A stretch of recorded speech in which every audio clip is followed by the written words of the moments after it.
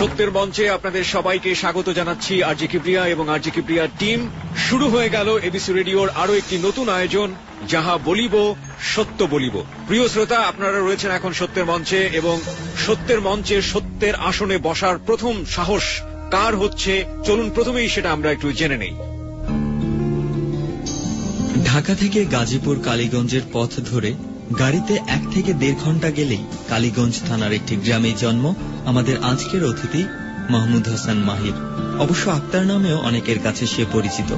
হাফেজ আব্দুল মান্নানের 5 সন্তানের মধ্যে চতুর্থ সন্তান মাহি। বাকি 4 ভাই আর 1 বোনের মধ্যে বাবা মায়ের আদরের ভাগটা মাহির বেলায় একটু বেশিই ছিল। বাবা হাফেজ আব্দুল মান্নান পেশায় ছিলেন ইট ভাটার ম্যানেজার। আর্থিক অবস্থাও ভালো, তাই ছোটবেলা থেকেই মাহির আবদারগুলো খুব সহজে পূরণ হয়ে যেত। খাবার বেলায় মাহি খুব একটা খুঁতখুঁতে ছিলেন না, তবে পৃথিবীর যত দামি খাবারই মাহিকে দেয়া হোক না কেন, মায়ের হাতে রান্না করা শুটকি ভুনা আর ডালই মাহির কাছে সবচেয়ে শ্রেষ্ঠ খাবার। আর মিষ্টি খেতে খুবই ভালোবাসতেন তিনি। সম্ভবত সেজন্যই হয়তো মিষ্টি করে কথা বলা মাহির জন্য খুব সহজ ছিল। ছোটবেলা থেকেই মাহি ছিল বেশ চঞ্চল প্রকৃতির। বন্ধুদের সঙ্গে আড্ডা আর ক্রিকেট ছিল তার প্রথম ভালোবাসা। ক্লাসরুমের চেয়ে ক্রিকেট মাঠের 22 গজের ক্রিজটাকেই মাহির বেশ আপন মনে হতো। দুষ্টুমি আর খেলার মাঠে অধিকাংশ সময় ব্যয় করলেও লেখাপড়ার ক্ষেত্রে কিন্তু মাহি মোটেও পিছিয়ে ছিলেন না। 4র্থ শ্রেণীতে ফার্স্ট হওয়ার পর বন্ধুরা তাকে যেভাবে অভিনন্দন জানিয়েছিল, সেই স্মৃতি আজও মাহিকে আবেগ আপ্লুত করে তোলে। ক্রিকেট পছন্দ করলেও মাহি কিন্তু চেয়েছিলেন ডাক্তার হয়ে মানুষের সেবা করতে। তবে বাবা আব্দুল মান্নানের ইচ্ছে ছিল ছেলে তার মতো হাফেজ হবে, তাই পিতৃভক্ত সন্তানের মতোই বাবার ইচ্ছেটাকে প্রাধান্য দিয়ে নিজের স্বপ্নকে মাটি চাপা দিলেন। ভর্তি হলেন ঢাকার এক কওমি মাদ্রাসায়। চলমান জীবনের এই পর্যায়ে এসে আজ মাহি উপস্থিত হয়েছেন যাহা বলিব সত্য বলিবর মঞ্চে।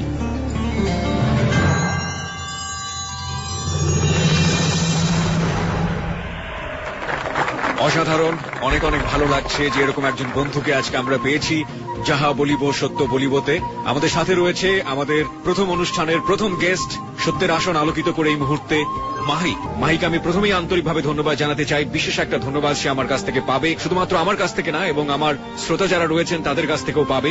যাহা বলিব সত্য বলিব অনুষ্ঠানের সত্যের আসনটি প্রথম আলোকিত করেছে মাহি। মাহি সম্পর্কে চমৎকার কিছু তথ্য আমরা জেনেছি। আমি প্রথমেই মাহির কাছ থেকে জানতে চাইবো যে মাহি, আপনি আমাদের এই অনুষ্ঠান যাহা বলিব সত্য বলিবতে কেন আসলেন? আমি আসলে যে কাজগুলো করছি, একটা সময় আমি বুঝতে পারছি আমি কাজগুলো অনেক খারাপ করছি, জীবনে অনেক খারাপ কাজ করছি, এবং একটা সময় আমার অনুশোচনা আসছে। অনুশোচনার বৃষ্টিতে আমি ভিজছি। অনুশোচনা থেকে আমার আগ্রহ জাগছে আমি ভালো হব। এই জন্য আমি যখন প্রথম অনুষ্ঠানটির ব্যাপারে জানতে পারলাম, যাহা বলিব সত্য বলিব, আমার খুব ভালো লাগছে অনুষ্ঠানটি আছে জেনে, এবং আমি অনুষ্ঠানটিতে আসতে পারছি। এই জন্য এবং আপনি আমাদের অনুষ্ঠানের প্রথম অতিথি হচ্ছেন আপনি, তো সে অঙ্কে আপনি অনেক লাকি। নিজেকে খুব লাকি ভাববো। হ্যাঁ, আমি লাকি, অবশ্যই আপনি লাকি। এবং আপনি বলছিলেন যে আপনি একসময় অনুশোচনার বৃষ্টিতে ভিজেছেন এবং সেই বৃষ্টিতে আপনি এখনো ভিজছেন। আপনি একটু বলবেন আমাকে যে এই অনুশোচনা আপনার কবে থেকে শুরু হয়েছে, আজ থেকে কতদিন আগে? আসলে আমি প্রথম যেদিন কাজটা করি, পেমেন্টটা পাওয়ার পর থেকে আমার অনুশোচনা শুরু হয়, কিন্তু আমি বিভিন্ন বাধার কারণে আমি এই অন্যায় কাজটি থেকে বিরত থাকতে পারিনি। আচ্ছা, তো আমি করেই গেছি। প্রতিটা পেমেন্ট পাওয়ার সময় আমার খুবই খারাপ লাগছে যে আমি অন্যায় পথে কাজ করতেছি, অন্যায় হারাম কামাই করতেছি। জি, তো অনুশোচনা সবসময় থেকে। কিন্তু ফাইনালি যখন আমি ভাবলাম, আজ থেকে 2.5 বছর আগে থেকে নুপুরের একটা ঘোষণার পর থেকে আমি অনুশোচনা ফাইনালি ভুগতেছি এবং ভাবতেছি কাজটি ছেড়ে দেব, এবং কাজটি আমি এখন অলরেডি ছেড়িয়ে দিছি, এখন আর কাজ করতেছি না। মাহি, আপনি বলছিলেন যে অনুশোচনায় 2.5 বছর আগ থেকে আপনি ভুগছেন, এবং শেষ পর্যন্ত আপনি এবিসি রেডিওর এরকম একটি অনুষ্ঠান পেয়ে আপনি সেখানে প্রথম অতিথি হলেন। আমি তারও আগে যেতে চাই যে ঘটনাটির কারণে আপনি বলছেন যে আপনি অনুশোচনায় ভুগছেন, সেই ঘটনাটির শুরুটা কিভাবে হয়েছিল? তখন আমার বয়স আনুমানিক 15 বছর বয়স। আপনি পড়াশোনা করতেন? হ্যাঁ, তখন আমি পড়াশোনা করি। কি পড়তেন আপনি? মাদ্রাসায় পড়াশোনা করি। আপনি মাদ্রাসার ছাত্র ছিলেন? কোন ধরনের মাদ্রাসা? কওমি মাদ্রাসা। মাহি 15 বছর বয়সের গল্প বলছে মাহি কওমি মাদ্রাসার ছাত্র ছিলেন। তারপর আমি মাদ্রাসায় যাচ্ছি বাসে করে, তো বাসে যে একটা সিটও খালি পাই নাই, মানে একটা সিট খালি ছিল একটা মেয়ের পাশে। আমি মেয়েটির পাশে বসাতে মেয়েটি আমাকে বলতে লাগলো যে না, আপনি এখানে বসবেন কেন, বসতে পারবেন না, অন্য কোথাও সিট আছে কিনা দেখেন, ওদিকে বসেন। তো আমি বললাম সারা বাসে খুঁজে দেখলাম একটা সিটও নাই, এই জন্য আপনার কাছে আমি বসলাম। জি, আমিও মানুষ, আপনিও মানুষ, একটা মানুষের পাশে বসলে তো সেরকম কোনো ক্ষতি হওয়ার সমস্যা কথা নেই, না। সমস্যা নেই। হ্যাঁ, তো আপনি এটা আসলে ঠিক করতেছেন না। তো অবশেষে মেয়েটি আমাকে বসতে দেওয়ার পরে আমি মেয়েটিকে বললাম যে আচ্ছা আপনার নাম কি? তো বললো আমার নাম নাহার। বললাম কি করেন? পড়াশোনা করি। তারপর আমি বললাম যে আপনি তো অনেক সুন্দর, দেখতে তো অনেক সুন্দর। তারপর মেয়েটি আমাকে বললো আচ্ছা, খুব খুশি হলাম আপনার প্রশংসা শুনে, আর আমি যতটা সুন্দর না তত তার চেয়ে অনেক বেশি বলতেছেন, আমার খুব ভালো লাগছে। আপনার পরিচয়টা একটু বলবেন? তো বললাম যে হ্যাঁ আমি মাহি, গাজীপুরে থাকি, পড়াশোনা করি ঢাকায় মাদ্রাসায়। তো শেষ পর্যন্ত ঢাকায় পৌঁছার পর মেয়েটি আমাকে বলতেছে যে আপনার সাথে কথা বলে আমার অনেক ভালো লাগছে, তো আপনি তো অনেক সুন্দর গুছিয়ে কথা বলেন, আপনি যদি আমার সাথে কাজ করেন আপনি অনেক অনেক অনেক টাকা উপার্জন করতে পারবেন। আমি বললাম কিভাবে? ও বললো যে আপনি যদি কাজটি করতে রাজি থাকেন তাহলে আমি আপনাকে বলবো। আমি বললাম হ্যাঁ বলেন, আমি কাজটি করতে রাজি আছি। ঠিক আছে, আপনি কাজটি করতে রাজি আছেন তো আজকে শনিবার, আগামী শুক্রবার সন্ধ্যা 7টায় আপনি আমার সাথে দেখা করবেন রমনা পার্কের প্রধান যে গেটটা ওইটা। আমি একটা সপ্তাহ ভাবলাম যে মেয়েটি আমাকে কি কাজ দিবে, আমি আসলে কৌতূহল থেকে ওখানে গেছি। তো ঠিক আমি সন্ধ্যা 7টায় মেয়েটির সাথে দেখা করলাম। তারপর আমি গেলাম, যাওয়ার পরে আমাকে পার্কের ভিতরে নিয়ে গেল। তো সন্ধ্যা তো ঘাটটার সবাই বেরিয়ে যেতে বলতেছে, তো দেখলাম আরেকটা লোক আসলো। তো নার বলতেছে যে দাঁড়াও, তোমাকে একটা লোকের সাথে পরিচয় করে দেবো, ওই তোমাকে কাজগুলো বুঝাই দেবে। আচ্ছা, এটা শনিবারের ঘটনা? শুক্রবারের ঘটনা। তো আমি আমি বললাম কি ধরনের কাজ হইতে পারে? তো বললো যে তোমাকে সব বুঝায় বলবে। তারপর একটা লোক আসলো মধ্যবয়সী, তো আমাকে পরিচয় করে দেওয়া হলো, ওর নাম হচ্ছে এহতেশাম। তো এহতেশাম ভাই আমাকে নিয়ে বসলেন একটা রেস্টুরেন্টে। বসার পর আমাকে বলতেছেন যে তোমার ব্যাপারে তো নাহারের কাছে শুনলাম যে এক ভালো, তুমি পাবা। আমি বললাম যে এহতেশাম ভাই কি ধরনের কাজ? তো উনি বলতেছেন যে তোমাকে আমি একটা মেয়ের অ্যাড্রেস দিব, ফোন নাম্বার সহ, তোমার কথা জাদু দিয়ে মেয়েটিকে পটাবে। তো আমি বললাম যে না ভাই, আমি এটা পারবো না, আমাদের মনে সম্ভব না। তো এহতেশাম ভাই বলতেছেন যে নাহার যা বললো যে তুমি পারবে, তুমি একটু ট্রাই করেই দেখো। আমার বিবেক এবং বুদ্ধি যতটুকু বলছে তাতে হচ্ছে যে নাহার ধারণা করেছে যে মেয়ে পটানোর জন্য আপনি অনেক ভালো কাজ করতে পারবেন, এবং যে কারণে নাহারের যে বলয় ছিল, যে কাজের যে ব্যাপারগুলো ছিল, সে কাজগুলো সম্পর্কে আমরা এখন পর্যন্ত জানি না, সে কাজের জন্য নাহার মাহিকে নির্বাচন করেছে। তারপর আমি বললাম তো আমাকে বিনিময় কি দেওয়া হবে? বললে তুমি কি চাও? আমি বললাম আমি তো জানি না এই কাজের বিনিময়ে আপনি আমাকে কি দেবেন, আর মেয়েটিকে বা কি করবেন আপনারা? আমি পটাই দিলি। তো বলতেছে যে তুমি শুধু মেয়েদেরকে আমার হাতে উঠাই দিবা, বাকি যা করো আমরা করবো। তুমি বললাম যে আমার তো একটু সন্দেহ হচ্ছে, আর কাজটা মনে হচ্ছে খারাপ, কারণ এই কাজের মধ্যে আপনার কথার মধ্যে আমি কোনো ভালো ইঙ্গিত পাইনি। তো আপনি যদি আমাকে এক্স্যাক্টলি বলেন যে আসলে কি করবেন ওদেরকে নিয়ে, তাহলে আমি কাজটি করতে রাজি আছি। তো বলো তোমার অত কিছু শোনার দরকার নাই, তোমাকে আমি নতুন হিসেবে একটা মেয়ের নাম্বার দিব, এই মেয়েটিকে যদি পটাইতে পারো তাহলে তোমাকে 50,000 টাকা আমি দিব। 50,000 টাকা? 2003 সাল, 50,000 টাকা। এবং আপনি তখন 15 বছরের একটা বালক, এবং আপনি পড়ছেন কোন ক্লাসে তখন? তখন আনুমানিক 7-8। ক্লাস 7 কিংবা 8-এ পড়ে একটি কওমি মাদ্রাসায়। তার সামনে একটি অফার এসছে, 50,000 টাকা দেয়া হবে, তার বিনিময়ে শুধুমাত্র একটা মেয়েকে পটিয়ে দিতে হবে বাই ফোন। বুঝতেই পারছেন যে কত লোভনীয় একটি প্রস্তাব। তারপর আসলে তখন আমার হিতাহিত জ্ঞান হারা গেছিল, আমার মনে হচ্ছিল যেন কিছুক্ষণের জন্য আমি অজ্ঞান হয়ে গেছি। কোনো কিছু না ভেবে হ্যাঁ আমি রাজি আছি, নাম্বার দেন, ফোন দেন। তো উনি আমাকে একটা মোবাইল দিল, আর ওই মেয়ের নাম্বার, অ্যাড্রেস সহ ছবি দিল, এবং এর সাথে 10,000 টাকা দিল আমাকে খরচের জন্য। মেয়ে সম্পর্কে আপনাকে কিছু বলা হয়েছিল যে এই মেয়েটি কি করে, মেয়ের কোনো বায়োডাটা? মেয়ে সম্বন্ধে শুধু এতটুকু বলছিল যে বাবা অনেক ধনী লোক ছিলেন, তখনই নাকি ওই হাউস বিল্ডিং এর কি ধরনের কাজ করতেন। তো বলছিল যে তুমি মেয়েটিকে যদি এনে দিতে পারো 50,000 টাকা তো পাবাই, যদি ভালো মনে করি তোমাকে আরো অনেক টাকা দেওয়া হবে, কারণ মেয়েটির বাবার অনেক টাকা পয়সা ছিল। মেয়েটির বাড়ি ছিল মেঘনায়, নাম ছিল দিলরুবা। আপনি যে পরিচয়গুলো এখানে দিচ্ছেন সে পরিচয়গুলো কি একেবারে সত্য পরিচয়, নাকি আপনি ছদ্মনাম ব্যবহার করছেন? দিলরুবা নামটা আমি নিজে থেকে ডাকতাম, অন্য একটা নাম। আপনি চাইলে আপনার গল্পের প্রয়োজনে, আপনার নিজের প্রাইভেসির স্বার্থে আপনি চাইলে ছদ্মনাম ব্যবহার করতে পারেন। তারপর ওদিন সারা রাত চিন্তা করলাম যে আমি কাজটি করব কি করব না। একদিক থেকে বিবেক মানে মন বলতেছিল যে না, এই খারাপ কাজ করার দরকার নেই, অন্যদিকে 50,000 টাকার লোক আমি সামলাইতে পারিনি। পরদিন সকালে খুব ভোরে আমি ফোন দিলাম মেয়েটিকে, একটা ফোন দেওয়ার পর রিসিভ করে নাই, তখন ভাবলাম যে রিসিভ করে নাই তো একটা SMS পাঠাই দিই। তো একটা SMS পাঠাইলাম মেয়েটাকে। SMS পাঠানোর পর এসএমএসটিতে কি ছিল, কি ধরনের এসএমএস? SMSটা এরকম ছিল যে আমি তোমার বন্ধু হব যদি তুমি চাও, আমি তোমার পাশে থাকবো যদি তুমি চাও, তোমাকে জান্নাতে নিয়ে যাব যদি তুমি চাও, এই ধরনের কিছু কথা ছিল। আপনি পটানোর জন্য যে বাক্যগুলো ব্যবহার করেন, এগুলো সম্পর্কে আপনাকে কোনো ডিরেকশন ওই ভদ্রলোকটি দিয়েছিল, যে ভদ্রলোকটির সাথে আপনার পরিচয় হলো? আসলে তাহলে আমাকে একটু পিছন থেকে বলতে হয়। জি, আপনি পিছন থেকেই বলুন, আমরা পিছন থেকেই শুনতে চাই। আমার এক ভাই ছিলেন, দুঃসম্পর্কের ভাই, উনি সাহিত্য চর্চা করতেন এবং ভালো একজন লেখক। তো ওনার সংস্পর্শে আমি কিছুদিন ছিলাম, মাস 3 হবে। উনি আমাকে সাহিত্য ব্যাপারে অনেক কিছু শিখাইছেন, সুন্দর করে কিভাবে কথা বলতে হবে, হাতের লেখাটাও পর্যন্ত উনি আমাকে শিখাইছেন। আপনাকে যে ভদ্রলোকটি যে নাম্বারটি দিল, মানে সেল নাম্বারটি, মেয়েটাকে পটানোর জন্য, মেয়েটার বয়স কত ছিল? মেয়েটি তখন 8-এ পড়ে সম্ভবত, মানে আপনার সমবয়সী? হ্যাঁ, সমবয়সী। এই ব্যাপারগুলো আমাদের শ্রোতা যারা রয়েছেন যাহা বলিব সত্য বলিবতে খুব ভালো করে মার্ক করবেন, কারণ এই খুঁটিনাটি বিষয়গুলো গল্পের সত্যতা প্রতিপাদন করবার জন্য খুবই জরুরি। মেয়েটার নাম ছিল দিলরুবা। দিলরুবাকে পটানোর চেষ্টা করছে মাহি। মাহি পড়ে ক্লাস 7-8-এ এবং মেয়েটাও তার সমবয়সী। তারপর SMS-টা দিলাম, দেওয়ার পরে ঠিক 24 ঘন্টা পর ফোন দেওয়ার পর ও ফোনটা রিসিভ করলো না, কেটে দিল। কেটে দেওয়ার পর কিছুক্ষণ পর ও আমাকে ফোন ব্যাক করে। ফোন ব্যাক করার পর বললো যে কেমন আছেন? আমি বললাম যে হ্যাঁ ভালো আছি, আপনি কেমন আছেন? তারপর 3 দিন কথা বললাম ওর সাথে। 3 দিন কথা বলার মধ্যে যে জিনিস বুঝতে পারলাম যে হ্যাঁ, ধনী এরা পরিবারের। আপনি একটু আমাকে বলবেন যে এই যে 3 দিন আপনি তার সাথে কথা বললেন, এই সময়ের মধ্যে আপনাকে যে দায়িত্বটা যিনি দিয়েছিলেন, এহতেশাম কি আপনার কাছ থেকে কোনো তথ্য পেয়েছিল যে আপনি তার সাথে কথা বলছেন বা এরকম কিছু, বা একই সাথে এহতেশাম আপনাকে কোনো সময় বেঁধে দিয়েছিল কিনা যে এই কয়দিনের মধ্যে তাকে পটিয়ে দিতে হবে? হ্যাঁ, প্রতিটা মেয়েকে পটানোর জন্য 3 মাস টাইম দিতে সর্বোচ্চ।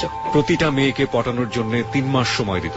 প্রিয় শ্রোতা, আমরা একই সাথে সবাইকে বলতে চাই, এবিসি রেডিওতে আপনারা সবাই শুনছেন এবিসি রেডিওর নতুন আয়োজন আজি কিবরিয়ার উপস্থাপনায় এবং তার টিম সুমন ও মঞ্জুর অডিও সম্পাদনায় আজকে শুরু হয়েছে নতুন অনুষ্ঠান যাহা বলিব সত্য বলিব। সত্যের এই আসনটি আলোকিত করেছেন মাহি, এবং এখানে আমরা সবাইকে আমন্ত্রণ জানাতে চাই বিবেকের তাড়না বোধ থেকে। আপনার মধ্যে যদি এরকম কোনো বিষয় থেকে থাকে, যে কোনো ভুল আপনি স্বীকার করতে চান, আমরা আপনাকে মোস্ট ওয়েলকাম বলতে চাই, আমরা আপনাকে সুস্বাগত বলতে চাই। এই কারণে যে আপনি তো ভুল করেছেন এবং আপনি অনুতপ্ত। আমরা বলছি যে পৃথিবীর সর্বশ্রেষ্ঠ আদালত হচ্ছে মানুষের বিবেক, এবং সেই বিবেকের আদালত থেকে আপনি যদি নিজেকে স্বীকার করতে চান যে হ্যাঁ আপনি ভুল করেছেন এবং এই ভুলের জন্য আপনি অনুতপ্ত, তাহলে আসুন সত্যের আসনে বসুন এবং আপনি যে কোনো ধরনের ভুল এখানে স্বীকার করতে পারেন। এবং একই সাথে আমরা বিশ্বাস করি আপনার এই ভুলের স্বীকারের মধ্য দিয়ে পৃথিবীতে, সমাজে, রাষ্ট্রে হাজার হাজার ভুল থেমে যাবে।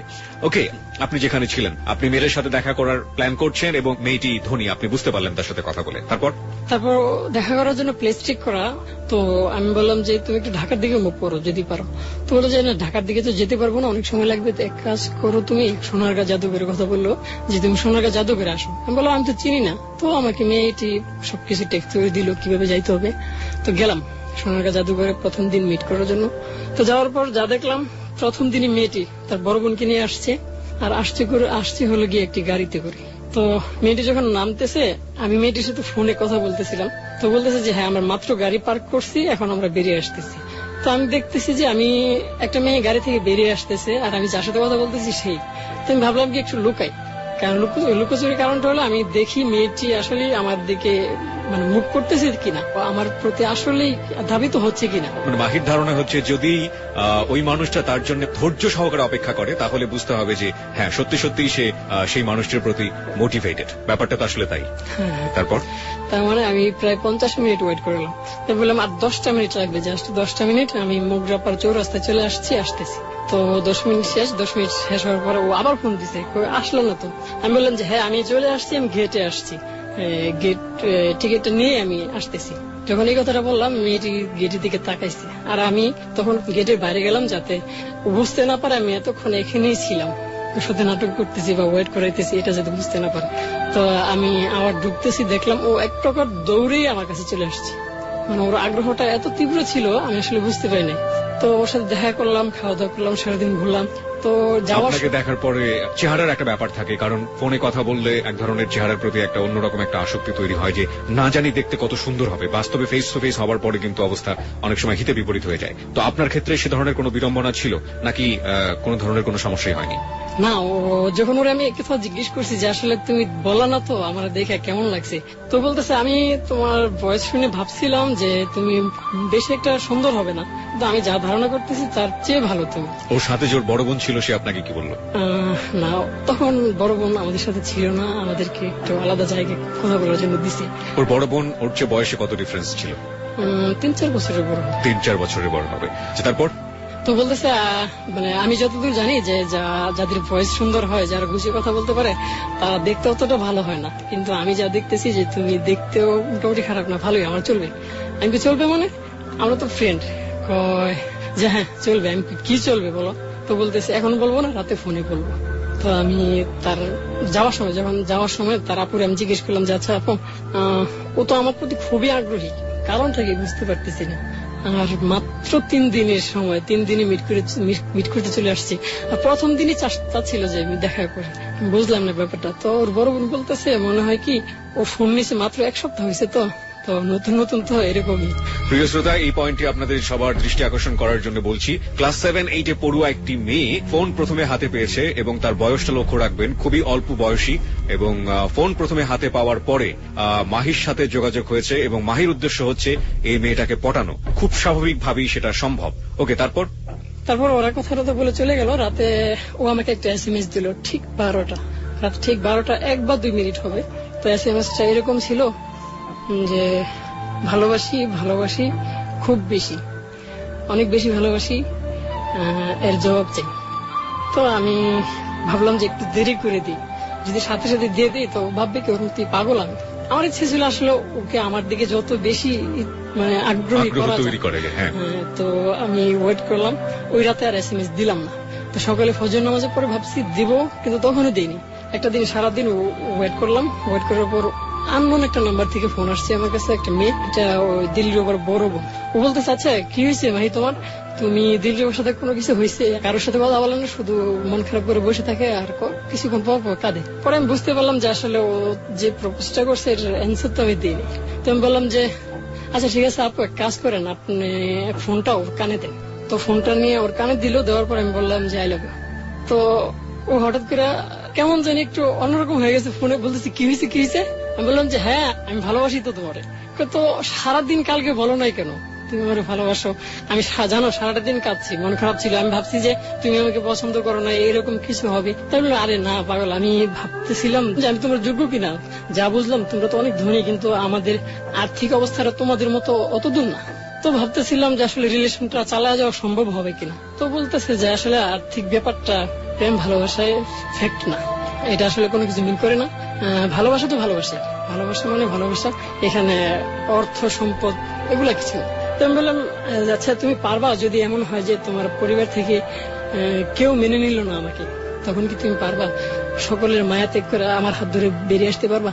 তো বললো যে এখন পারবো, তুমি এখন বলো আমি এখন চলে যাবো। তো আমি অবাক, আর কিছু বললাম না, ফোনটা কেটে দিলাম। ফোনটা কেটে দেওয়ার পর ভাবতেছিলাম যে আসলে কি হইলো। আমার একবার বিশ্বাস হইতেছিল না, আবার ভাবতেছিলাম অবাক কিছু হইতে যাচ্ছে। তো ওইদিকে আমার আরেকটা কথা মনের মধ্যে কাজ করতেছে, এই মেয়েটিকে তো আমি একটা চক্রের হাতে উঠাই দিব, এখন আমি কি করব? এখন পড়ে গেলাম দুচালা অবস্থায়। আমাকে একটু বলেন তো, এর আগে আপনার কোনো মেয়ের সাথে কোনো ধরনের কোনো ফ্রেন্ডশিপ বা প্রেম অন্য কিছু ছিল নাকি এটাই প্রথম মেয়ে?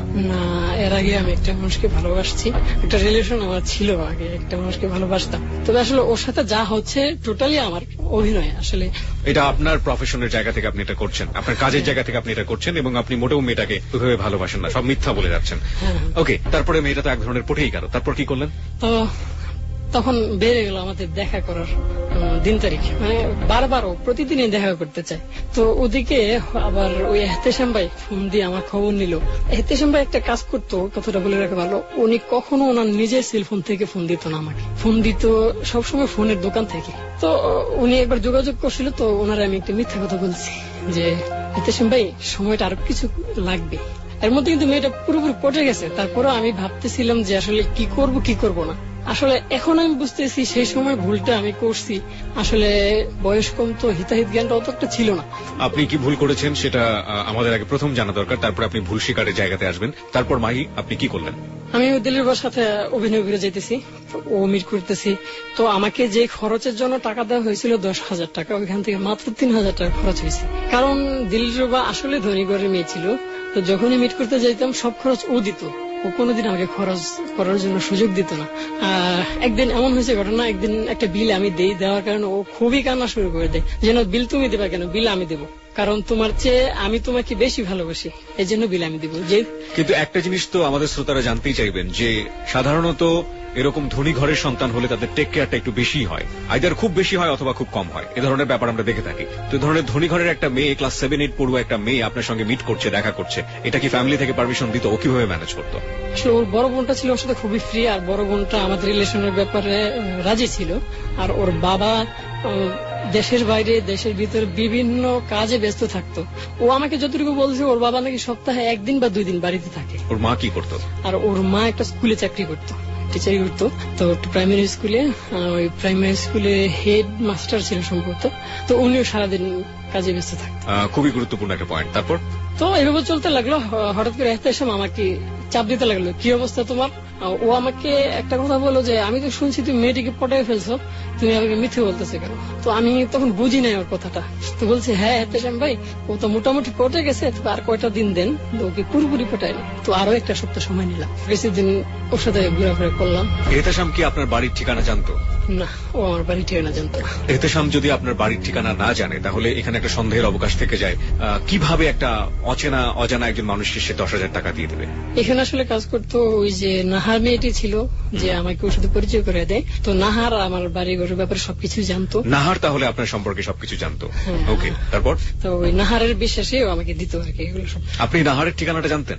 না, নাহার বলছিল ওর বাড়ি ব্রাউনবাড়িয়াতে, কিন্তু ওর ঠিকানাও দিছে। পরে আমি একবার ওর বাড়িতে গেছিও, কিন্তু ওই বাড়ি তো খুঁজে পাইছি, কিন্তু ওই বাড়িতে নাহার নামে কোনো মেয়ে নেই, ইভেন ওই বাড়িতে কোনো মেয়েই নেই। সে ঘটনা যেতে হলে আমাদেরকে অনেক দূর যেতে হবে প্রিয় শ্রোতা, এবং গল্পের ও যে সত্যের আসনে বসে নিজের জীবনের চরম সত্যটা স্বীকার করছে, সেটা অত্যন্ত কঠিন একটা সত্য এবং ধ্রুব একটা সত্য।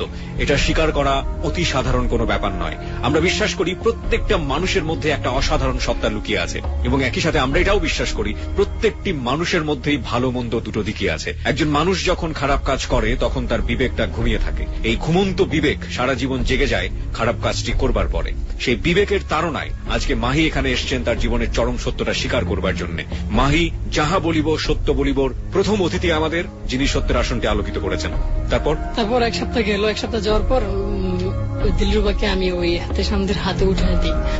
ব্যাপারটা তখন এরকম, এহতেশাম আমাকে একটা বলে যে, তুমি ওকে মিট করার কথা বলে একটা রেস্টুরেন্টে নিয়ে আসো। তখন একটা রেস্টুরেন্টের কথা বলে আমাকে, তো আসি। রেস্টুরেন্টে আসার পর ও আমাকে বলে যে, একটু বাইরে আসো। এহতেশাম বলতেছে একটু বাইরে আসো, আর নাহার মেয়েটির সাথে কথা বলতেছে। তো কথা বলতেছে, আমি বাইরে গেলাম। তো খামে করে আমাকে কিছু টাকা দিল, বুঝতে পারলাম। তখনও খামটা খুলিনি। তো বললো যে, তোমাকে 50,000 টাকা দেওয়ার কথা ছিল, দিলাম 40,000, বাকি 10,000 টাকা থাকলো, এটা তোমাকে খুব তাড়াতাড়ি দিয়ে দিব। তো বললাম, আচ্ছা ঠিক আছে। 50,000-এর মধ্যে 40 দিয়ে দিছে। তো তখন আমার অনুভূতিটা এমন ছিল যে, প্রথম খুবই খুশি হয়েছি, কিন্তু যখন টাকাগুলো গুনে দেখলাম আমাকে একটা গাড়ি করে দিয়েছে, আমি ঢাকায় চলে আসতেছি। আর ওই রেস্টুরেন্টটা ছিল ওই সোনারগাঁয়ের দিকে, যে রেস্টুরেন্টে বসে ওদের সাথে মিট হয়। তো পরে দিলরুবার ব্যাপার আর কিছু জানতে পারিনি। দাঁড়ান, আমরা এখানে একটু আপনাকে থামাতে চাই। আপনি পুরো ঘটনাটি আমাদেরকে একটু বোঝান, যে আপনাকে তো নিশ্চয়ই ডাক দিয়েছে বাইরে এসে, তখন দিলরুবা রেস্টুরেন্টের ভেতরে ছিল। হ্যাঁ। ওই সিচুয়েশনটা আমরা একটু জানতে চাই, কিভাবে আপনাকে বাইরে নিয়ে আসলো, কিভাবে টাকাটা দিল, দিলরুবা তখন কি করছিল? তখন দিলরুবার আমি পরিচয় করে দিলাম, যে ওরা আমাকে যেভাবে বলছিল এহতেশাম, যে আপনি কি বুঝে পরিচয় করে দিলেন? ওই নাহারকে পরিচয় করাই দিলাম যে আমার ফ্রেন্ড হিসেবে। আমি দিলরুবাকে বললাম যে, তোমার সাথে আমার রিলেশন হয়ে গেল, মানে আমার ব্যাপারে তোমার বিস্তৃত জানা উচিত, আমার ফ্রেন্ড সার্কেল আছে কিনা। ইভেন আমার একটা মেয়ে ফ্রেন্ডও আছে। দিলরুবাকে আমি বলতেছি যে, ওই মেয়ে ফ্রেন্ডটার সাথে তোমাকে আমি পরিচয় করাবো, এই কথা বলে ওকে আমি নিয়ে আসছি। তো এসে ওই নাহারের সাথে পরিচয় করাই দিলাম যে, ও হচ্ছে এই মেয়ে। নাহারের সাথে আপনার বয়সের পার্থক্য কত ছিল? আনুমানিক হবে 4 বছরের মতো। তো আপনি যখন তাকে ফ্রেন্ড বললেন, এটা একটা সন্দেহের অবকাশ তৈরি করে না? নাহারের লাবণ্যতাটা ছিল একটু অন্যরকম, ওকে দেখলে মানে কম বয়সী লাগতো, মানে এরকম ছিল ও দেখতে। প্রিয় শ্রোতা, আপনারা যে অ্যাঙ্গেল থেকে প্রশ্ন করুন না কেন, সত্য প্রতিপাদন করবার জন্য সমস্ত ধরনের প্রশ্ন ওকে করা হবে, এবং যাহা বলিব সত্য বলিবতে গোপন কোনো কিছু থাকবে না। তারপর ওকে পরিচয় করে দেওয়ার পর ও খুব আড্ডা দিতেছে নাহারের সাথে, আমার ফ্রেন্ড তো ওরও ফ্রেন্ড। এহতেশামকে কিভাবে পরিচয় করালেন? এহতেশামকে বললাম যে আমার বড় ভাই বলতে এমনিতে বড় ভাই, তো উনি আসছে ওর সাথে, মানে আমার ফ্রেন্ড যে নাহার ওকে নিয়ে আসছে আর কি, পরিচিত বড় ভাই এসে পরিচয় করে দিলাম। তো ও নাহারের সাথে কথা বলতেছে, হাসি খুশি, খুব ভালো দেখলাম। তো আমার খুবই খারাপ লাগতেছিল যে মানে আমি বুঝতেছিলাম যে আমাকে সেপারেট করা হচ্ছে, আমাকে এখান থেকে বের করে দেওয়া হবে। এটা আমাকে বলা হয়নি, তারপর আমার মনে কেমন জানি কথাটা জানান দিয়ে দিছিল। তো আমাকে বের করে এনে একটা ট্যাক্সি ডাকা হলো। ট্যাক্সি ডাকা হলে ওখানে দিলরুবাকে কি বলা হলো তখন? কিছু বলা হয় নাই। তো এতে সময় বলতেছেন যে নাহার তোমরা একটু গল্প করো, আমরা একটু আসতেছি। ওকে। তো বাইরে এসে মানে যখন আমাকে গাড়ি করে দিচ্ছে, এটা কিন্তু দিলরুবা দেখতেছে না, কারণ ওরা তো রেস্টুরেন্টের ভিতরে। তো আমাকে গাড়ি করে দেওয়ার পর আমি চলে আসলাম। ওখানে কি হচ্ছে এটা আমার তখন জানতেছিলাম না, ওখানে কি হচ্ছে জানি না। তো আমি যখন আসতেছি, টাকাগুলো গুনতেছি, প্রথম খুব খুশি লাগছে, বাট দ্বিতীয়বার মনে হলো যে 40,000 টাকা মাত্র কয়েকটা দিনের জন্য। পুরো 3 মাস কিন্তু লাগে নাই, পুরো 3 মাস লাগে না, সামথিং 2 মাসের মতো, বা কম কিছু হবে, কম বেশি 2 মাসের মতো লাগছে। 2 মাস পরে আমি ওকে হ্যান্ড ওভার করলাম। তো তখন ভাবতেছি টাকাটা যে আমি নিলাম, টাকাটা কি হালাল না হারাম? কারণ আমি মাদ্রাসায় পড়ি, আমার আসলে এই কাজটুকু যে আমি করে ফেলছি, আমার মনে হচ্ছে এক মুহূর্তের জন্য আমি মোহের মধ্যে ছিলাম, কেমন যেন একটু মানে আমি বুঝাতে পারতেছি না যে আমি কিভাবে কাজটা করে ফেললাম। 2টা মাস চলে গেছে, একটা মেয়েকে পটাইলাম, নিষ্পাপ মেয়ে, কত আর বয়স হবে, 70 পরে। আমি আসলে জানি না তখন ওর সাথে কি ব্যবহার হচ্ছিল। তো আমি আসতেছি, আমার খুবই খারাপ লাগতেছে। একবার ভাবছি যে টাকাগুলো আমি ফেলে দিই, তো ভাবতেছি যে টাকাগুলো ফেলে দিব না, আমি ফেরত দিয়ে দিব, আমি এই কাজটা আর কখনো করবো না। যে কাজটি নিয়ে এত কথা হচ্ছে, সে কাজটি আসলে কি? আমাদের লাখো শ্রোতার মনে প্রশ্ন চলে এসছে। আপনি আমাদেরকে একটু বলেন তো, আপনি এই কাজটা শুরু করার আগে কি আপনি জানতেন যে না? আপনি এক পর্যায়ে বলেছেন যে না, আপনাকে এহতেশাম ব্যাপারটি বলেছিল যে ব্যাপারটা তোমার জানার দরকার নেই। কাজটা আপনি করলেন 2 মাস ধরে, করার পরে কি আপনি জানতে পারলেন যে এই মেয়েটাকে নিয়ে তারা কি করবে বা কি হতে যাচ্ছে আপনার এই কাজের বিনিময়ে? না, আমি তখনও জানি না। তখন আমার মনের মধ্যে অনেক বড় একটা প্রশ্ন, আমি জিজ্ঞেস করবো ওদের ভাবতেছি, কিন্তু আমি জানি না। এই জন্য একটু বেশি খারাপ লাগতেছিল। আমি ভাবতেছিলাম যে যদি পাচার টাচার করে দেয়, এমন কিছু তো করতেই পারে। আমি আসলে বুঝতেছিলাম না ওরা কি করবে, ওর সাথে কিরকম ব্যবহার করবে। তো আমি তখন আমার হুঁশ ফিরছে যে আসলে আমি কি করলাম এটা।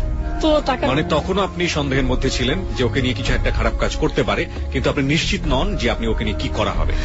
আমাকে আরেকটা প্রশ্নের উত্তর দেন, যে মেয়েটিকে আপনি এইভাবে পটালেন, সে মেয়েটিকে আপনার বাসার ঠিকানা জানতো, কিংবা তার পরিবারের, তার যে বড় বোনটি, তারা কি আপনার বাসার ঠিকানা জানতো?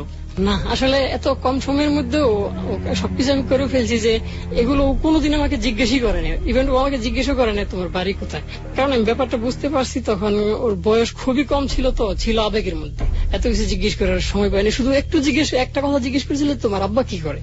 মানে আমি পারিবারিক। বড় বোন আপনাকে কোনো কিছু জিজ্ঞেস করে না, ওর বড় বোন কোনোদিন আমাকে জিজ্ঞেস করে নাই। এর কারণটা মেনে আমি যা বুঝতে পারলাম, ও যেদিন আপনাকে লাস্ট আপনার সাথে আড্ডা দিচ্ছিল রেস্টুরেন্টে, সেদিন কি ও গাড়ি নিয়ে এসেছিল? না, সেদিন ও গাড়ি নিয়ে আসেনি। তার সাথে তার মানে শুধু একাই এসেছিল? হ্যাঁ, একাই আসছিল। ওই প্রথম দিনের পর আর কোনোদিন গাড়ি আনে নাই। তারপর থেকে ও রিক্সা করে আসতো বা অন্য কোনো মাধ্যম দিয়ে আসতো। আমি এবং আপনি ওর এলাকাতেই আড্ডা দিতেন? হ্যাঁ, ওর এলাকাতে আড্ডা দিতাম। তারপর দিয়ে আসলাম। তো 1 সপ্তাহ পর্যন্ত এহতেশামের সাথে আমার কোনো দেখা না, যোগাযোগ, কারণ ও ফোন নাম্বার নাই, তো ও কোথায় থাকে সেটাও আমি জানি না। তো আমি এই সময় ভাবতেছি যে ও আমাকে ফোন তো অবশ্যই দিবি, যেহেতু আমার কাছে মোবাইলটা আছে। তো আবার জিজ্ঞেস করছিল সবগুলো টাকা লাগছিল কিনা। আমি বলছিলাম যে হ্যাঁ, সবগুলো টাকাই লাগছে, আরো কিছু টাকা আমার নিজে থেকে লাগছে। তো বলছে এটা তোমাকে আমি পে করে দেবো, সমস্যা নেই। তো তারপর 1 সপ্তাহ পরে আমাকে আবার এহতেশাম ভাই ফোন দিলেন। ফোন দেওয়ার পর বললেন যে একটু দেখা করো। তো কোথায় দেখা করবো? এবারও সেই রমনা পার্কে দেখা করার জন্য বললো। রমনা পার্কের কোন গেটে আপনারা দেখা করতেন? রমনা গেটের মূল ফটকটা, যেটা ওই যে মৎস্য ভবনের দিক থেকে ঢুকতে যে ফটকটা, এদিক দিয়ে আশেপাশে কোথাও একটা বেঞ্চে বসতাম, খুব বেশি ভিতরে যেতাম না। তো নিরিবিলি একটা জায়গা দেখে বসতাম। তো উনি বললো যে আরেকটা মেয়ের নাম্বার নিয়ে আসছি, এই কাজটা তোমাকে করতে হবে, এই কাজটি করতে পারলে আগের চেয়ে বেশি টাকা পাই। তখন আমি বললাম যে আমার আগের টাকাটা দিতে হবে, আর আমি যে নিজে থেকে খরচ করছি এই টাকাটা দিতে হবে। যে এক্ষুনি লাগবে? আমি বলছি হ্যাঁ, এখনই লাগবে। কারণ আমার ইচ্ছা ছিল কি যে ওর সাথে আমি একটা মনমালিন্যতা করে, মানে একটা ঝগড়া টগড়া লেগে আমি কাজটা ছেড়ে দেবো, আমার একটা ইচ্ছে ছিল। তো ও বলতেছে হ্যাঁ, এখনই দিয়ে দেবো। তো একটা লোকের ফোন দিল, ওই লোক সবগুলো টাকা নিয়ে আসলো। আমি বলছি যে আমার আরো 3,000 টাকা বেশি খরচ হয়েছে 10,000 টাকার চেয়ে। ওই 3,000 টাকা আমার পাওনা ছিল 10,000, এই 13,000 টাকা আমাকে তখন দেয়। দেওয়ার পর আরেকটা মেয়ের নাম্বার দেয় আমাকে, নাম্বার, ঠিকানা ঠিকানা পরিচয় সবকিছু দেয়। তো মেয়েটার নাম ছিল মুন্নি, ওর বাড়ি ছিল সোনারগাঁয়ে। আপনি একটা এপিসোড থেকে আরেকটা এপিসোডে চলে গেলেন আপনার কাজের, এবং আপনি জানলেন না দিলরুবার কি হলো। আপনি কি প্রশ্ন করেছিলেন এহতেশামকে যে ওকে কি করবেন বা কি করলেন? হ্যাঁ, আমি তখন ওর জিজ্ঞেস করছি যে ওর কি অবস্থা। বললো যে তোমার এখন জানা দরকার নাই, তুমি পরে তোমাকে আমি জানাবো। তো আমি বললাম যে আপনি নিশ্চয়ই কোনো খারাপ কিছু করেন। বললো যে হ্যাঁ, বুঝতেই তো পারতেছো। তো আমি বললাম কি করেন বলতে হবে, নাহলে আমি এই কাজটা করবো না। পরে বললো তুমি এই কাজটা করবা না। পরে আমি বললাম যে না, আমি কাজটা করবো না। কেন? টাকা তো পাইতেছো, ফুল টাকা পেমেন্ট করে দিলাম তোমার। আমি কই যে না, টাকার বিনিময়ে আমি খারাপ কাজ করতে পারবো না। তো ও বলতেছে যে আচ্ছা ঠিক আছে, টাকার বিনিময়ে তো খারাপ কাজ করবে না, আসো। ও আমাকে একটা রেস্টুরেন্টে নিয়ে যায়। বললো যে হ্যাঁ ঠিক আছে, আজকে থেকে তোমার কাজ করা লাগবে না, তোমাকে মুক্ত করে দিলাম। তো আমাকে একটা রেস্টুরেন্টে নিয়ে গেল। নিয়ে যাওয়ার পর ও বললো কি খাবা। আমি তখন বুঝতেছি না কি করতে চাইতেছি। বললাম যে হ্যাঁ নেন একটা কিছু। তো ওই রেস্টুরেন্টে তন্দুর রুটি বানায়, তো আমার এই জিনিসটা খুব পছন্দ, তন্দুর রুটি এনে আরো দিয়ে। আমি বললাম যে এটাই খাবো। আচ্ছা ঠিক আছে খাও। তো খাইলাম। খাওয়ার পরে 1 ঘন্টা যাবত আমার কিচ্ছু মনে নাই। হঠাৎ করে আমার যখন হুশ ফিরল, তখন আমি এক হোটেলে, আবাসিক হোটেলটা কাকরাইলের দিক থেকে এদিকে পল্টনের দিকে আসতে এদিকে ছিল, আমার জায়গাটার নাম মনে আসতেছে না। তো তখন দেখি ওরা দুজন আমার পাশে বসা। তো একজন ডাক্তার নিয়ে আসা হয়েছে। তো তখন আমার বলতেছে তুমি তো হঠাৎ করে খাওয়ার সময় অসুস্থ হয়ে পড়ছিলা, এই জন্য তোমাকে এখানে নিয়ে আসছি। তো আমি সাথে সাথে একটু প্রশ্ন করে ফেললাম। সেই প্রশ্নের আগে আমাদের একটা প্রশ্ন আছে। আপনি তন্দুর রুটি খেলেন হোটেল থেকে এবং নেহারিও খেলেন, খাওয়ার পর আপনি সেন্সলেস হয়ে গেলেন। তার মানে এই তন্দুর রুটি কিংবা নেহারির মধ্যে আগে থেকে কিছু একটা মেশানো ছিল। এরকম। প্রিয় শ্রোতা, আরেকটি পয়েন্ট আপনাদের সামনে, যে নেটওয়ার্কের মধ্যে আমরা ধীরে ধীরে জড়াচ্ছি সেখানে একটি হোটেলও জড়িত। তারপর বলতেছে হঠাৎ অসুস্থ হয়ে পড়ছে। তো আমি একটু প্রশ্ন করলাম, আচ্ছা অসুস্থ হয়েছে হাসপাতালে নেননি কেন, হোটেলে কেন নিয়ে আসলে? তো বলতেছে যে হোটেলটা কাছে ছিল তো এই জন্য নিয়ে আসছি, তোমাকে হাসপাতালে নিয়ে নেই, কারণ ওইখানে টাকাটুকু বেশি লাগতে পারে। আর এই ডাক্তার আমার পরিচিত, এই জন্য আমি তোমাকে এখানে নিয়ে এসে ডাক্তারকে নিয়ে আসলাম। তো ডাক্তার আমাকে ইঞ্জেকশন দিল, যাই চিকিৎসা করার পর ও আমাকে আবার ঠিকানাটা দিল যে দেখো মুন্নি সোনারগাঁ বাড়ি, তো নাও এই কাজটা তুমি করো। আমি আজকে এখন বুঝতেছি আমি তখন কেন আমি বাধা দিই নাই তাদেরকে যে না আমি কাজটা করবো না। একটা সময় আমি না করছি, পার্কের মধ্যে আমি বলছি যে আমি কাজটা করবো না, কিন্তু যখন হোটেলে আমাকে এই কাজটা দেওয়া হয় আমি বিন্দু মাত্র না করি নাই। আমি সাথে সাথে জিজ্ঞেস করছি যে বিল কত হবে। বললো যে আগে কত পাইছিলে, আমি কেমন মনে নাই। বলতেছে আগে 50,000 পাইছো, এবার আরো 20-30 বেশি পেতে পারো। আমি বললাম 20-30 বেশি দেবেন, আচ্ছা ঠিক আছে। আমি বললাম কবে থেকে শুরু করতে হবে? তোমার ইচ্ছা। আপনি কেন এটা রাজি হলেন দ্বিতীয়বার? এটা আমি আসলে এখন বুঝতেছি যে তখন কোন একটা মোহ আমার মধ্যে কাজ করছে। ও বলতে পারে যেটা যে এটা 2-3টা অ্যাঙ্গেল আছে। একটা হচ্ছে যে তুমি কাজ করবা না, যদি কাজ না করো তাহলে এই ট্র্যাপ থেকে তুমি বের হতে পারবা না, কারণ হোটেল থেকে তোমাকে এখানে নিয়ে এসেছি, এটা একটা হতে পারে একটা ভয়ের কারণ। আর একটা বলছে ও মোহ সেটা যেটা হতে পারে ইলিউশন বা যেটাই বলি না কেন, সেটা হতে পারে ওষুধের বিনিময়ে, একটু আগে যে ওষুধটা ওকে দেওয়া হয়েছে সেটার কারণেও হতে পারে, বা যে কোনো কারণে হোক হতে পারে। আচ্ছা তারপর আমি ওই কাজটি করতে থাকলাম, ওই কাজটিও করলাম, কাজটিও হ্যান্ড ওভার করলাম। এই কাজটি আপনি কিভাবে করলেন? এটা এই মেয়েটা সম্পর্কে আমরা সংক্ষিপ্ত করে শুনতে চাই। যে মেয়েটার বর্ণনা আপনি আমাদেরকে একটু বলেন, যে মেয়েটা কত বছর বয়সে ছিল? এই মেয়েটা একটু আমার চেয়ে একটু বয়সে বেশি ছিল, তখন ও মেট্রিক পরীক্ষা দিয়ে ফেলছে। আপনি কিভাবে তাকে পটালেন? এবার ওকে আমি ফোন দিলাম সরাসরি, এসএমএস কিছু না, ফোন দিলাম, ফোন ধরলো ও না, ওর ভাবি ধরলো ফোনটা। তো আমি বুঝতে পারলাম যে একটা বয়স্ক মহিলা ফোনটা ধরছে। আমি বললাম যে হ্যাঁ কেমন আছো? তো বলতেছে তুমি কাকে চাইতেছো? তখন আমার মনে সন্দেহ উঠে গেছে যে সম্ভবত ওর মা বা অন্য কেউ ধরছে। আমি বললাম যে আমি তো মুন্নির ফ্রেন্ড, মুন্নি আছে? যে না, ও তো একটু বাইরে। বললাম আচ্ছা ওকে আসলে বলবেন আমাকে এই নাম্বারে একটা ফোন দিতে বা মেস দিতে।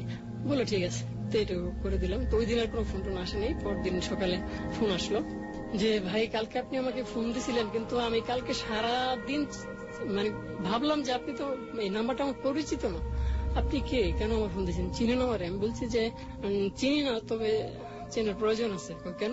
আমি বললাম যে সব কেনার উত্তর হয় না, তবে আমি আপনাকে কিছু কথা বলতেছি, এখন শুনেন।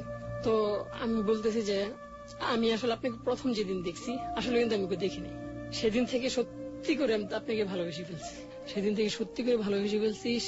আর রাতে ঘুম হয় না, দিনের বেলায় খাইতে পারি না, মানে আমার কোনো কাজ ভালো লাগতেছে না। এই জন্য ভাবলাম আপনাকে আমি ফোন দিয়েই দিই। তো বলেছে আপনি আমার নাম্বার কই পাইছেন?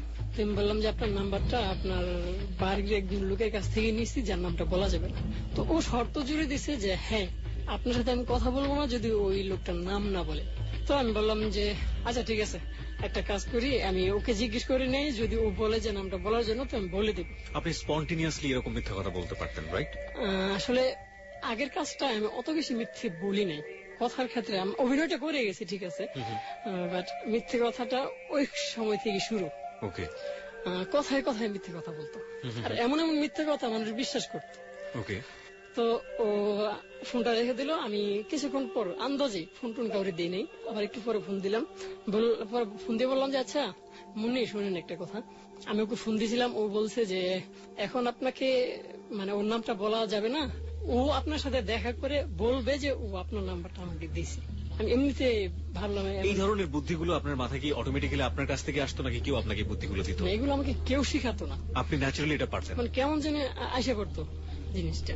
নাহার যে সিলেকশনটা করেছে তার জায়গাটা থেকে অন দিস বেসিস আমরা বলতে পারি he is a best selection. কোন কাজের জন্য করেছে সেটা পরের বিষয়, কিন্তু নাহার বুঝতে পেরেছে যে এই ছেলেটাকে দিয়েই হবে, এবং এটাকে ভালো জ্যাকপট ছিল নাহারের জন্য। তারপর বলতেছে আচ্ছা আপনি যদি সত্যি বলে থাকেন তাহলে তো ও আমাকে বলবেই, তো ও যদি বলে তাহলে পরে আপনার সাথে আমি কথা বলবো। পরে বললাম যে আচ্ছা ঠিক আছে, তো ফোনটা রেখে দিলাম। পরে আমি ভাবলাম এক মুহূর্তের জন্য যে এটা পড়ানো একটু কঠিন হবে। আমি এখন বুঝতেছি না দিলরুবাকে পড়ানোটা এত সহজ হলে কিভাবে।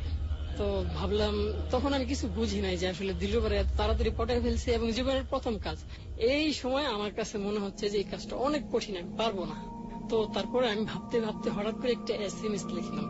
SMS-টা এরকম ছিল যে আমি আসলে তোমার শত্রু কেউ না, কাছের মানুষ। কাছের মানুষ ভেবে কাছে আসো, সুখ পাবে, এমন একটা কথা ওকে আমি লিখে দিলাম। তো ও SMS রিপিট করলো যে কাছের মানুষ তো কাছে আসেন, দূরে কেন। এই রিপিটটা মুন্নি করতেছে না, করতেছে মুন্নির ভাবি। মানে যে মেয়েটাকে আপনি পড়াচ্ছেন সে করছে না, করছে মুন্নির ভাবি। ওকে, তো এখন আমি ভাবতেছি যে অটোমেটিকলি ব্যাপারটা হয়ে গেছে। পরদিন আবার ফোন দিলাম, ফোন দেওয়ার পরে স্বাভাবিক ভাবে আমি তো ভাবছি হয়ে গেছে, কালকের মতো কথা বলতেছি। তো বলতেছি আপনি কি বলতেছেন এগুলা পাগলের মতো। ও আমাকে খুব বকাঝকা করলো। আমি বললাম কালকে না তুমি আমার সাথে কথা বললাম। তো বললাম আপনি পাগল হয়ে গেছেন। তোমাকে অনেকক্ষণ ছেতারে গালি দেয়। আমার শরীরে খুব রাগ উঠছে, আমি এমন গালি আমি কোনোদিন শুনি নাই। তখন আবার আমি বুঝ ফিরা পেলাম যে আসলে কাজটা তো খারাপ করতেছি। তো 2-3 দিন ভাবলাম আমি আসলে কি করতেছি, দেশের বাইরে তো আর খুঁজে পাইতেছি না। ওদের একটা ছিল টাইম নির্ধারণ করে দিলে 3 মাস তো টাইম দিত।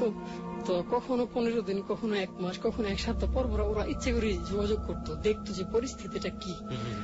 তো উনি ফোনও দিতেছে না আর আমি ওর খুঁজে পাইতেছি না। তো এভাবে 2-3 দিন ভাবার পর তখন আমার মাঝে একটা জেদ কাজ করলো যে আমি গালিগুলো খেলাম।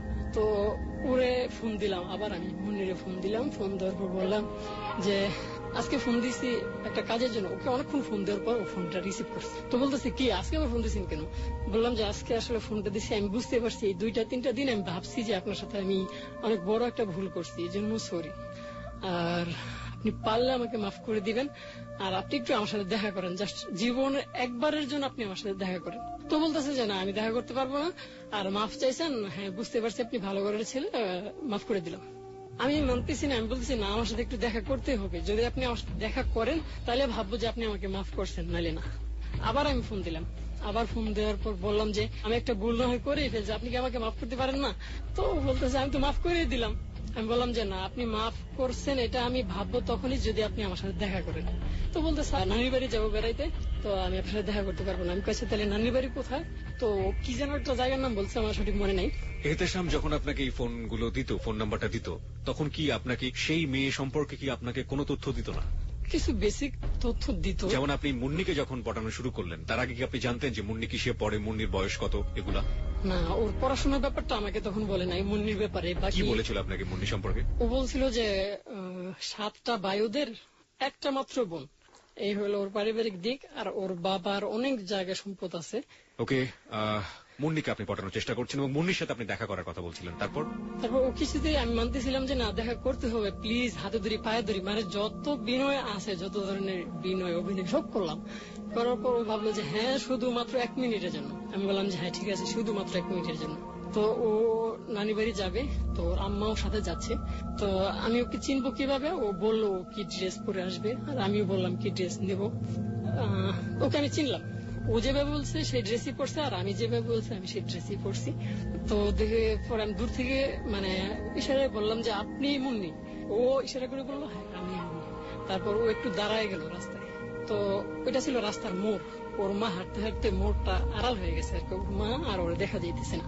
এমন একটা মুহূর্তে আমি ওর সামনে গিয়ে দাঁড়াইছি যে সরি মাফ করে দেন। হ্যাঁ মাফ করে দিছি। আমি কই না মাফ করেন নাই, মাফ করতে হলে আপনাকে আমার সাথে এক কাপ চা খাইতে হবে। তো বলে যে না আপনাকে মাফ করে দিলাম, মন থেকে মাফ করে দিলাম, যান। আমি হঠাৎ করে কি যেন হঠাৎ করে আমার মাথায় বুদ্ধি চলে আসছে, আমি ওর পায়ে ধরি যে প্লিজ আমাকে মাফ করে দেন। ও বললো যে পাস হারেন আগে, পাস হারেন। ওর মার সামনে? না না, ওর মা তো আড়ালেই চলে গেছে। তবে পিছন থেকে 2-3 জন লোক আসতেছে। ও বলতেছে পিছন থেকে লোক আসতেছে, আমাদের গ্রামের লোক, অন্য কিছু মনে করে আপনি প্লিজ পাটা ছাড়েন। আমি বললাম যে ছাড়বো না, বলেন এক কাপ চা খাবেন। হ্যাঁ ঠিক আছে আমি চা খাবো, তবে সপ্তাহখানেক পরে। 1 সপ্তাহ পরে আবার ফোন দিলাম ওরে, আরো 1 সপ্তাহ সময় নিল। 15 দিন পরে ও ফোন ধরে বলছে হ্যাঁ আমি বাড়িতে আসছি, তবে কালকে আপনার সাথে আমি চা খাবো, কোথায় খাবো বলে। আমি বললাম আপনার পরিচিত একটা জায়গা। কয় না আমার পরিচিত জায়গা নেই, অপরিচিত জায়গায় যেতে হবে। তো অপরিচিত জায়গায় ওইখানে বৌদ্ধের বাজার একটা জায়গা আছে, নদীর পার। ওর বাড়িটা কোথায় ছিল? সোনারগাঁয়ে। সব নারায়ণগঞ্জ এরিনাতে আপনি কাজ করছেন। প্রথম 2টো ক্লায়েন্ট আমি দেখলাম, সেকেন্ডটা হচ্ছে নারায়ণগঞ্জ এরিনাতে। ওকে। তো বৌদ্ধের বাজারে ওখানে অনেক মাছ টাছ বেশি পাওয়া যায়, বাজারটা মোটামুটি নামি দামের দিকে। তো ওখানে গেলাম, চা খেলাম। চা খাওয়ার পর হঠাৎ করে ও আমাকে বলতে আচ্ছা আপনি এমন কেন? আমি বললাম কেমন? তো কিছুক্ষণ চুপ করে ও বললো যে আপনি অনেক ভালো একজন মানুষ। আমি হঠাৎ করে অবাক হয়ে গেলাম। কিছুদিন আগে এই মেয়েটাই কিন্তু আমাকে যা তা বলে গেল। আমি আসলে বুঝতেছি না কোত্থেকে কি হইতেছে। তো পরে আমি বললাম যে প্রশংসা করার জন্য থ্যাঙ্কস, আর আপনি যতটা ভালো ভাবছেন ততটা ভালো না। আর মানে তখন আরো কিছু কথা হইলো, কথাটা হওয়ার পর চলে গেল ওর বাড়িতে, আমিও চলে আসলাম।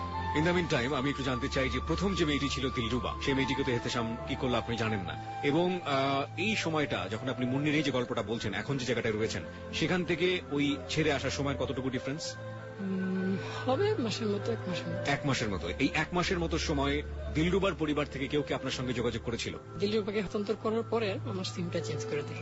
ওই ক্লায়েন্টই আপনার সিমটা চেঞ্জ করে দেয়, ফোন যাতে করতে না পারে, আপনার সঙ্গে যাতে যোগাযোগ করতে না পারে। ওকে, হ্যাঁ। তারপর হঠাৎ করে রাতে, ওই দিন তো চলে আসলাম, চাটা খেলাম একসাথে। রাতেও আমাকে একটা SMS দিল যে কিছু সুন্দর স্বপ্ন আছে যেগুলো পূরণ হয় না, মানে কিছু বাস্তবতা আছে যেগুলো মানা যায় না, এমন ধরনের একটা SMS। আমার 2টা লাইনই মনে আছে।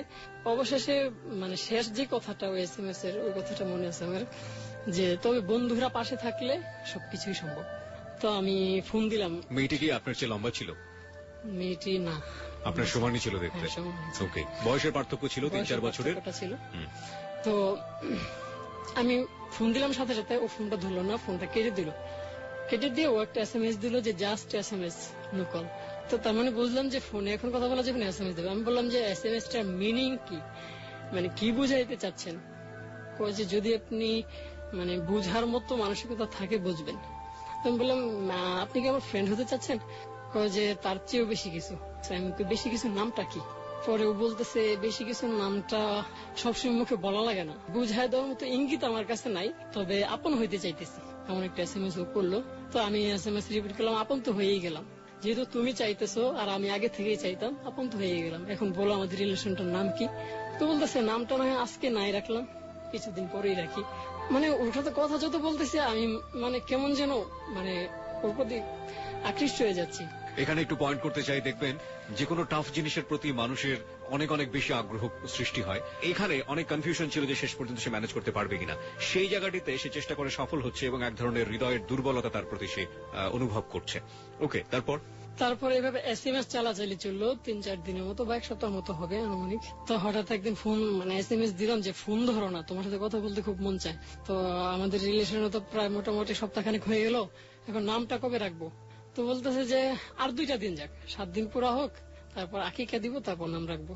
তো ঠিক 7 দিনের দিন ও আমাকে ফোন দিল, বললো যে আজকে তো নাম রাখবো। আমি গুড, ভালো। ও বলতেছে আচ্ছা কি নাম রাখা যায়? তো আমি বললাম এই ধরনের রিলেশনের যে নাম হয় সেটাই। তো ও আমাকে বলল যে 2টা নামই তো হয়, প্রেম ভালোবাসা, আমাদের কোনটা থাকবে? আমি বললাম যে তুমি বলো। ও বলতেছে ভালোবাসা। আমি বললাম যে হ্যাঁ ঠিক আছে, ভালোই তো বাসি, একজন আরেকজনকে ভালোবাসে, এর নাম তো ভালোবাসি হইতে পারে। তখনও আপনি পরিষ্কার করেননি যে নাম্বারটি আপনি কিভাবে পেয়েছিলেন? না, ওই প্রশ্নটা আমি আজও অবাক, ওই দিনের পর থেকে আর ও আমাকে কোনোদিন জিজ্ঞেস করে না যে নাম্বারটা আমি কোথেকে পেলাম। অদ্ভুত দুটো ব্যাপার লক্ষ্য করা গেল প্রিয় শ্রোতা। প্রথম সম্পর্ক এবং দ্বিতীয় সম্পর্কের মাঝখানে যে কিছু জিনিস আমরা যেভাবে লজিক্যালি ভাবছি, যেগুলো জিনিস আসা উচিত ছিল, কিন্তু সেই জিনিসগুলো রিলেশনশিপ বিল্ড আপ করার ক্ষেত্রে তেমন ভাবে আসে না। আপনারা ব্যক্তিগত সম্পর্কের জায়গাগুলোকেও অনেক সময় জাজ করে দেখবেন যে এরকম চরম বোকামি ছেলের পক্ষ থেকে হোক মেয়ের পক্ষ থেকে হোক আমরা হরহামেশাই করে থাকি। আপনার বাড়ি কোথায় ও জিজ্ঞেস করেনি, আপনার সম্পর্কে এর মাঝখানে কিছুই জানতে চায়নি? না, এমনিতে বাড়িটা বলছে, আমি বলছি আমার বাড়ি গাজীপুরে, আমি বলছি। আপনি কি সত্যটাই বলতেন নাকি মিথ্যা বলতেন? না, আমি বাড়ির ব্যাপারে সবাইকে গাজীপুর বলতাম, অন্য কোথাও বলতাম। পুরো ডিটেল অ্যাড্রেস আপনি দিতেন না? আর যেই ডিটেলস চাইতো তাকে আমি বলতাম যে আসলে গাজীপুরে এখন আমি থাকি, আমার বাড়ি অন্যদিকে। এক একজনকে এক একটা বলতাম। ওকে, তারপর? তো কথা চলতে থাকলো আমাদের, মানে লং টাইম কথা বলতাম। তো আমাকে একটা কথা জিজ্ঞেস করলো, আছে তুমি এত টাকা কই পাও, পড়াশোনা করো, এত টাকা পাও কোথায়? তো আমি বললাম টাকাটা আমি পাই, বাড়ি থেকে দেয়, আর কিছু প্রাইভেট টিভিট পড়াই, এগুলো বলে মানে বোঝা মিল দিয়ে পরে বুঝাইলাম আর কি। ভালো সাজার আপনি সর্বোত্তম চেষ্টা যেটা করা বলে সেটা আপনি করতেন? হ্যাঁ, ওকে, করতাম। তো চলতে থাকলো এভাবে। তো হঠাৎ একদিন আমি বললাম, মানে আমাদের রিলেশন তো আগাইতেছে না, কেমন জানি শুধু কথার মধ্যে সীমাবদ্ধ থেকে গেল। তো আমি বললাম একটা কাজ করা যায়, এমনি চলো আমরা একদিন দেখা করি। কোথায়? আমি ঢাকার দিকে আসতে পারবা? ওই যেন দূরে যেতে পারবো না। তো ও আবারও বললো সেই জাদুঘরের কথা, সোনারগাঁ জাদুঘরের কথা। আমি বললাম যে না, ওখানে আমি যাবো না, কারণ আমার মনে একটা কথা ছিল যে দিলরুবার বোন তো আমাকে চিনে, আর কেউ চিনে না। আর ওর সাথে এমন একটা ঘটনা হয়ে গেছে, আমি তখনও জানি না দিলরুবার কি হয়েছে না হয়েছে। তো কিন্তু এখন আপনার আশঙ্কা ছিল যে নিশ্চয়ই খারাপ কিছু একটা হয়েছে তার সাথে? হ্যাঁ, এমন একটা আশঙ্কা ছিল। তো আমি ভাবলাম যে ও যদি ঘুরতে আসে, দিলরুবার বোন আমার যদি দেখে আরেক মেয়ের সাথে, এখানে একটা ঝামেলা হওয়ার সম্ভাবনা আছে। এইটা ভেবে আমি ওর সাথে ওখানে দেখা করিনি, ওকে আমি একরকম জোর করি। আমি ওকে বলছি প্রথম যে হ্যাঁ ওখানে দেখা করবো, আসো। তো আসার পরে একটা ট্যাক্সি ভাড়া করি, আমরা ট্যাক্সি ভাড়া করে ওকে ঢাকায় নিয়ে আসি। ঢাকায় নিয়ে আসার পরে একটা আবাসিকে উঠি। প্রথম ও বলে যে কোথায় যাচ্ছ? আমি বললাম যে দেখো পার্কের পরিবেশ তো ভালো না, তো একটা, তো এই জন্য একটা রুম নিলাম, কথাটা তো বলার জন্য রুম নেই। তো প্রথমে কিছুতে যাইতে রাজি হয় না। তো ওরা আমি এক কথায় থামাই দিলাম যে আমার রিলেশনের প্রথম, তোমাকে যেতে হবে। আচ্ছা, ও সবার ছোট বোন ছিল? হ্যাঁ, সবার। 7 ভাই চম্পা বলে আমরা একটা গল্প জানি, 7 ভাইয়ের সবচেয়ে ছোট বোন ও। হ্যাঁ, তারপর? আর যতদূর জানতাম আমার সাথে ফোনে রাতে কথা বলতো, অনেকেই জানতো ওর বাসায়। এবং ওর বাসার কেউ কি আপনার সম্পর্কে কোনো কিছু জানতে ইন্টারেস্ট হয়নি? না, একমাত্র ওর ভাইটাই আমাকে ফোন দিছিল একদিন, আর ও জিজ্ঞেস করছিল আমাকে মোটামুটি ডিটেলসই, বাড়ি টাড়ি সবই আমি বলছি। যে বাড়ি বলছে গাজীপুর। হ্যাঁ, কি করো? পড়াশোনা করি। তো বলছি পরিবারে কে কে আছে, আমি বলছি আন্দাজে একটা কথা বলছি। তো ওই আবাসিকে নিয়ে যেতেছি, যখন ওরে কসম দিলাম, ও তো কসম মানতো খুব। তো ও গেল, যাওয়ার পর উঠলাম একটা রুমে। উঠার পর আমি আসলে অবাক, তখন আমি খুব ছোট বয়সেরই। কিন্তু আপনি আমাকে একটু বলেন, যে কোনো আবাসিক হোটেলে উঠতে গেলে আপনার নিশ্চয়ই আবাসিক হোটেলটার নাম মনে আছে? নামটা? হ্যাঁ, আবাসিক হোটেলের নামটা আমরা গল্পের প্রয়োজনে না হয় নাই জানলাম। যে কোনো হোটেলে উঠতে গেলে আপনাদের যে বয়স, বিশেষ করে আপনার তো অনেক বেশি ইয়াং, অনেক বেশি তরুণ সেই সময়, ওই মেয়েটাও সে পরিমাণ দেখতে, আপনাদেরকে পারমিট করার কথা না, তারা কিভাবে পারমিট করেছিল? আসলে এই ব্যাপারে তেসাম আমাকে একটা টিপস দিছিল যে সবসময় যে মেয়েটে তো নিয়ে ডেটিং করবা, যাই হোক যদি কোনো হোটেলে উঠতে যাও তো প্রথমেই হোটেলের ভিতরে যাইবা, যাই দেখবে হোটেলের বইটই কিছু আছে কিনা। মানে ওই যে হোটেলে কাজ টাজ করার জন্য ছেলে টেলে থাকে, তো মানে ম্যানেজার ছাড়া বাকি যে ওদের কাউকে একজনকে তুমি যাইয়ে হাতে কিছু ধরাই দিবা টাকা। তো আমি এই কাজটা করলাম। মানে যাই একটা ছেলেকে পাইলাম, বললাম ভাই আমি তো একটু ভিতরে আসতে চাইতেছি। তো ওকে তখন 100 টাকা ধরাই দিলাম হাতে, যে ভাই আপনি একটু ম্যানেজ করেন। তো বললো কোনো ব্যাপার না, আপনারা আসেন। ও করলো কি, আপনি এখানে থাকেন, আপনার গেস্ট আছে? আমি বললাম যে হ্যাঁ গেস্ট আছে, এরকম ড্রেসের। তো ও যাইয়া ওকে মনিকে বললো যে আপনার গেস্ট উপরে, আপনি যান। ওকে পাঠায় দিল ওইদিকে, মানে যা কিছু করা সব ওই করলো। আমাকে 100 টাকার বিনিময়ে সবকিছু হয়ে গেল? হ্যাঁ, 100 টাকার বিনিময়ে সবকিছু করে দিল। তো আসলাম রুমে আসার পর কথাটা তো বলতেছি, ওকে হঠাৎ করে একটা কথা বললাম, মনে আমি না আসলে অনেক বেশি দুর্বল হয়ে গেছি তোমার প্রতি। মানে এখন কেন যেন এমন মনে হচ্ছে যে আমি তোমাকে ছেড়ে বাঁচবো না। মানে আমার পৃথিবী জুড়ে শুধু তুমি ছাড়া কিচ্ছু নাই আমার পৃথিবীতে। বলাতে দেখলাম মানে ওর চেহারাটা কেমন যেন একটু অন্যরকম হয়ে যাচ্ছে, মানে লজ্জা টাইপের কিছু পাচ্ছে ও। বললাম, তারপর শুরু করলাম ওর প্রশংসা যে আসলে তুমি তো অনেক সুন্দর, তোমাকে দেখে একটা ছেলে কিভাবেই বা টিকতে পারে। ও কি আদৌ এতটা সুন্দর ছিল? হ্যাঁ, মুন্নি দেখতে মোটামুটি ভালোই সুন্দর ছিল। ওকে। আর ওরা যেই মেয়েদেরকে সিলেক্ট করতো, ওরা আসলে ভালো মেয়েদেরকে সিলেক্ট করতো। তারপর প্রশংসা করার পর থেকে মানে ও কেমন যেন একটু অন্যরকম হয়ে গেল। তো হঠাৎ করে ও দেখলাম কি কাঁপতে কাঁপতে আমার গায়ের উপর পড়ে গেছে। তখন আমি ব্যাপারটা বুঝতে পারিনি, তখন আমি ভয় পেয়ে গেছি এবং ওই বয়টাকে আমি ডাকলাম, যাকে 100 টাকা ধরাইছিলাম, যে কি হয়েছে। তো বললো যে এটা আমার মনে হয় কিছু কিছু মানুষের মৃগী ব্যারাম, হয়তো ওই মৃগী ব্যারাম হইতে পারে। তো তাহলে আমি বলছি আমি তাহলে কি করবো, এক কাজ করেন পানি টানি দেন, চোখে দেখেন সজাগ হয় কিনা, নাইলে ওই জুতা সময়তে হবে, চামড়ার জুতা, এরকম একটা কিছু আমাকে বললো। তো পানি টানি দেওয়াতেই মানে ও সজাগ হয়ে গেছে। তো পরে আমি ওরা জিজ্ঞেস করলাম, আচ্ছা তোমার কি এই রোগটা আছে? যে হ্যাঁ আমার এই রোগটা আছে। তার মানে মৃগী ব্যারাম যেটা। তখন আমি কিছুটা ভয় পাইতেছিলাম, কারণ মানে ও বেহুশ হয়ে যাওয়ার পর থেকে মানে ওর চেহারাটা আর কেমন যে নীল হয়ে যেতেছিল। মানে আমি আশঙ্কা করলাম যে যদি কিছু হয়ে যায় আমি শেষ, মানে মরে টরে গেলে তো আমি দুই দিক থেকে চাপ পাবো, ওর পরিবার থেকে আবার ওই হাতে সেবার দিক থেকে।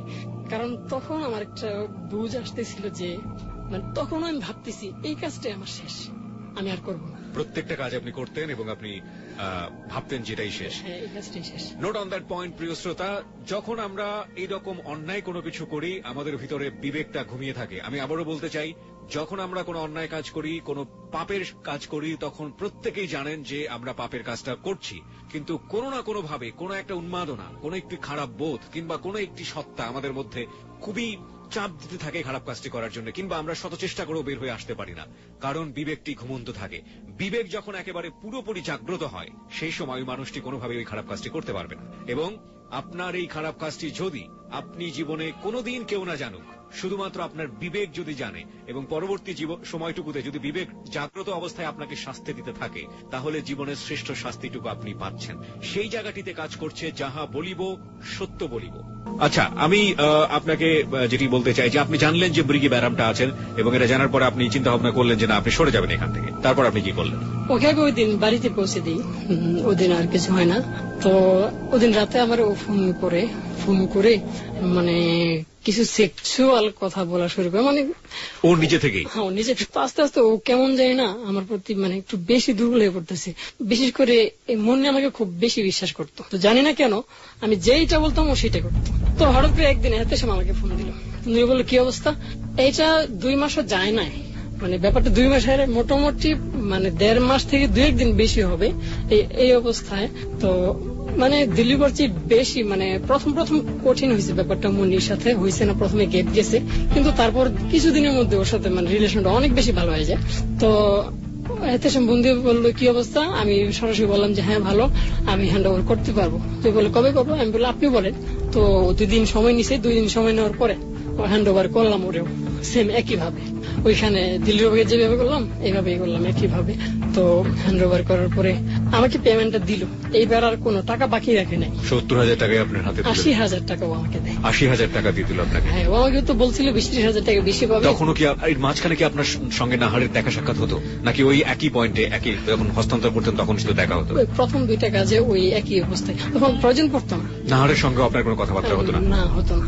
ওর কোনো ফোন নাম্বারও কিছু ছিল না আমার কাছে। তো এবারও বললাম ওই কথাটাই, আগের কথাটা, যে আমি আসলে এই কাজটাই শেষ হিসেব করছি, আমি আর করবো না, প্লিজ আমাকে মুক্তি দেন। বললো মুক্তি চাস, আচ্ছা ঠিক আছে। আমাকে তুই তা করে বলতেছে। এটা কি মানে আদর করে তুই বলতো নাকি গালি দেয়ার? ওই তিনি ফার্স্টও আমাকে তুই বলে। আমি কিছুটা ভয় পেয়ে যাই। ভয় পেয়ে গেলে ও কাজ করে ওই দিনের মতো আমাকে আবার একটা জায়গায় যাওয়ার কথা বলে।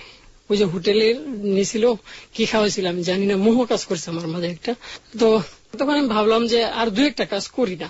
আপনার ভিতরে কি এরকম কোনো ভয়ের যে ব্যাপারটা কাজ করছিল আপনার মধ্যে, আপনি তখনও কোনো কিছু জানতে চান নাই যে কোথায় কি করেন, এদেরকে নিয়ে কি করছেন? আপনার ভিতরে তো অনেক ধরনের এনকোয়ারি তৈরি হয়েছে, তখন তারা কি বলেছে?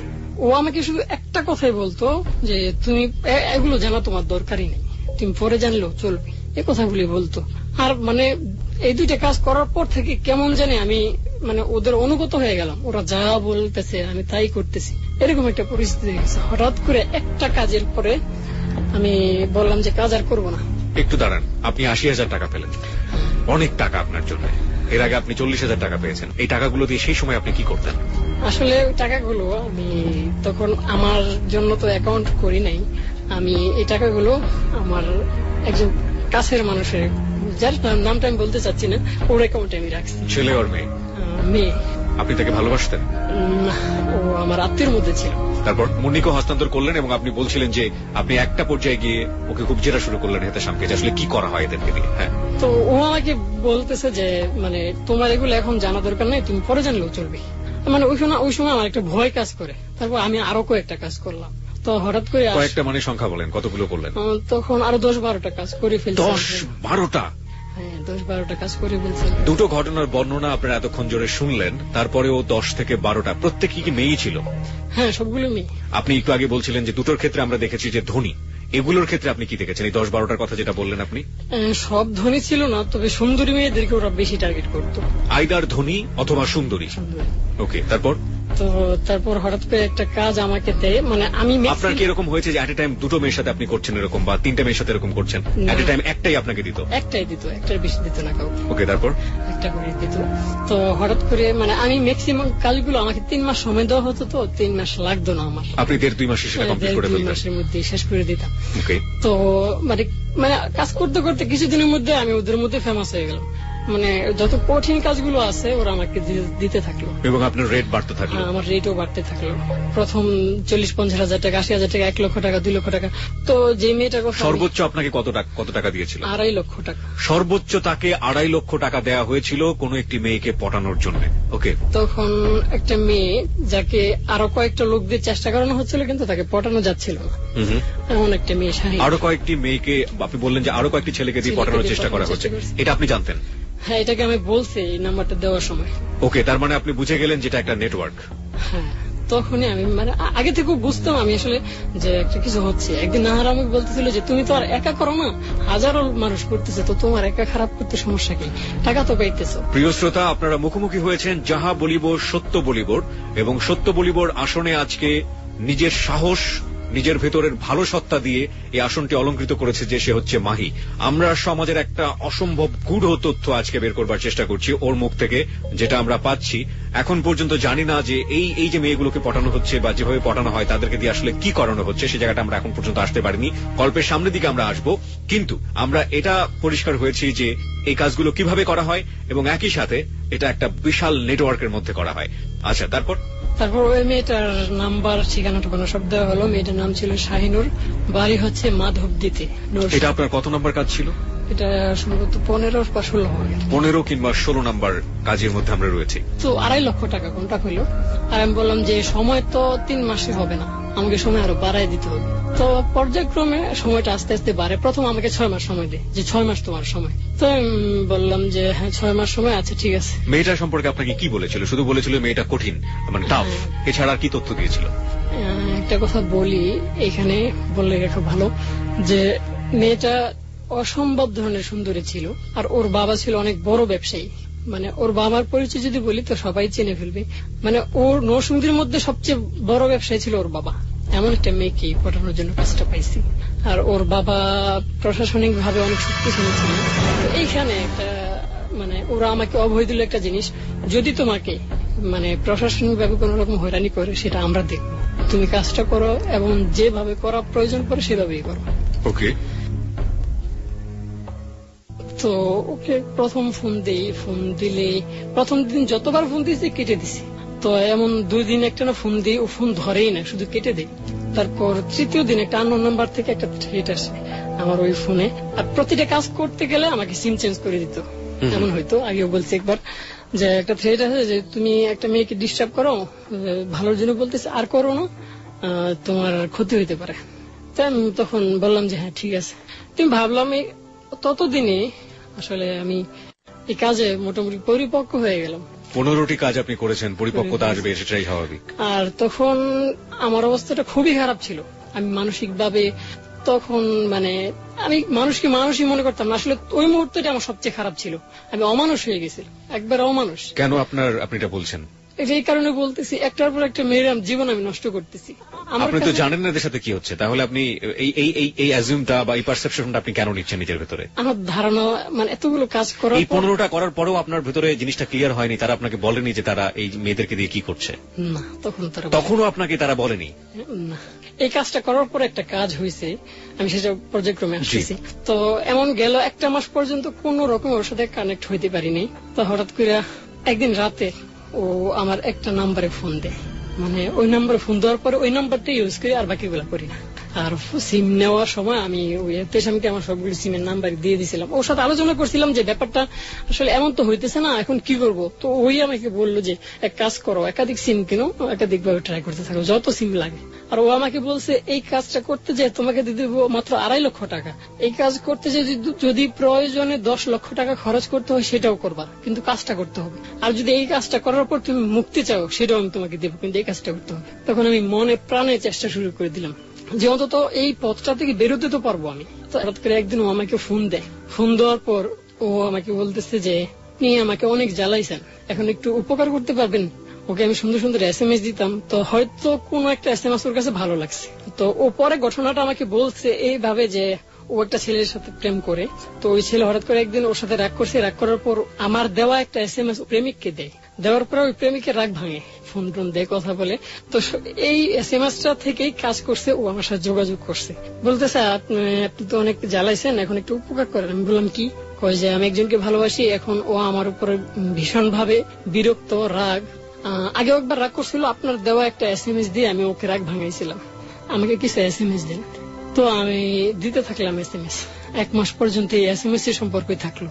তো দেখতাম কি ওদের রিলেশনের মধ্যে শুধু ঝগড়াই হইতো। তো এই সুযোগে হঠাৎ করে আমার মাথায় একটা জিনিস কাজ করলো যে এই ছেলেটার উপরে আস্তে আস্তে ও বিরক্ত হচ্ছে।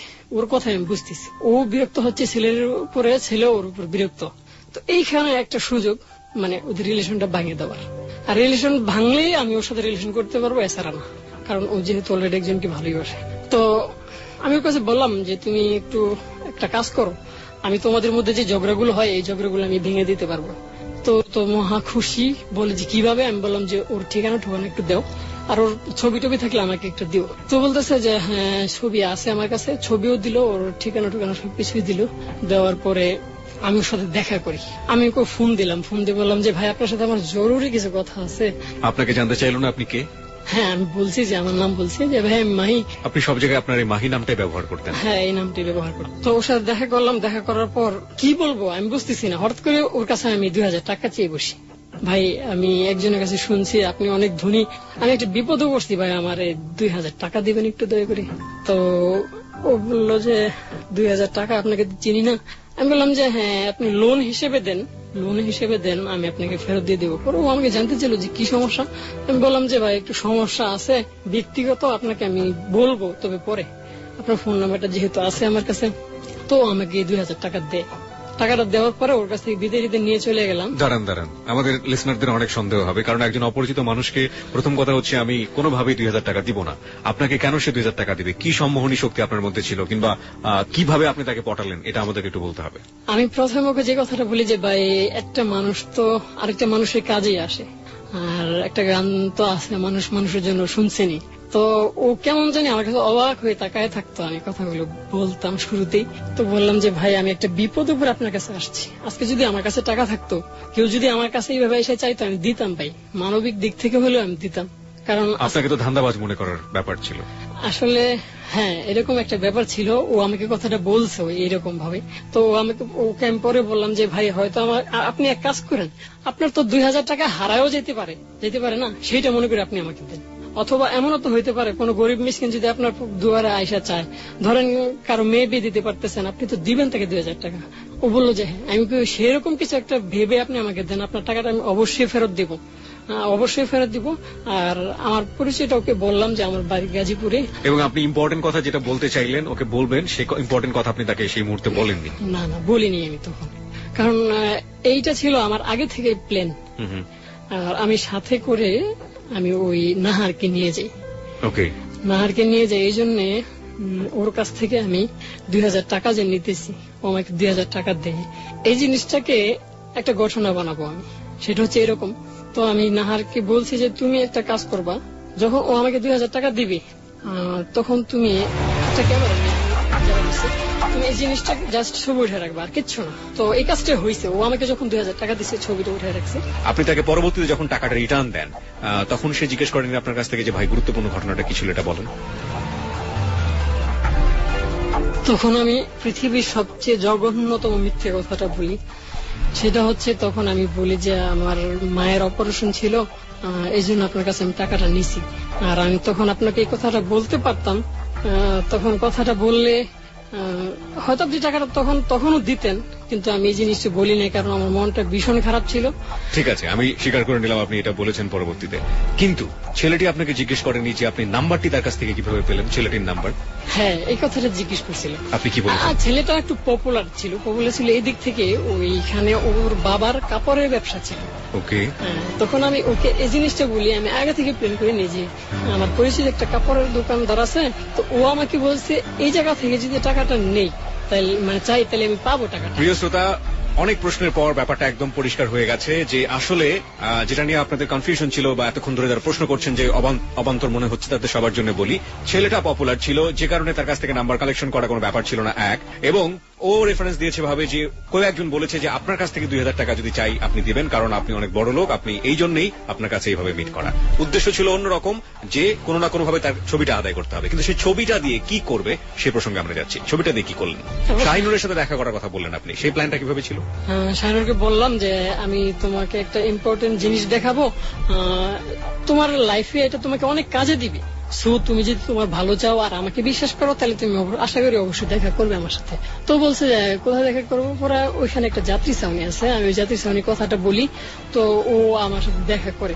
দেখা করার পর ওকে আমি পিকচারটা দেখো যে এটা কি, দেখো। তো বলতেছে হ্যাঁ এটা তো, হ্যাঁ চিনছি, কিন্তু টাকাটা কিসের?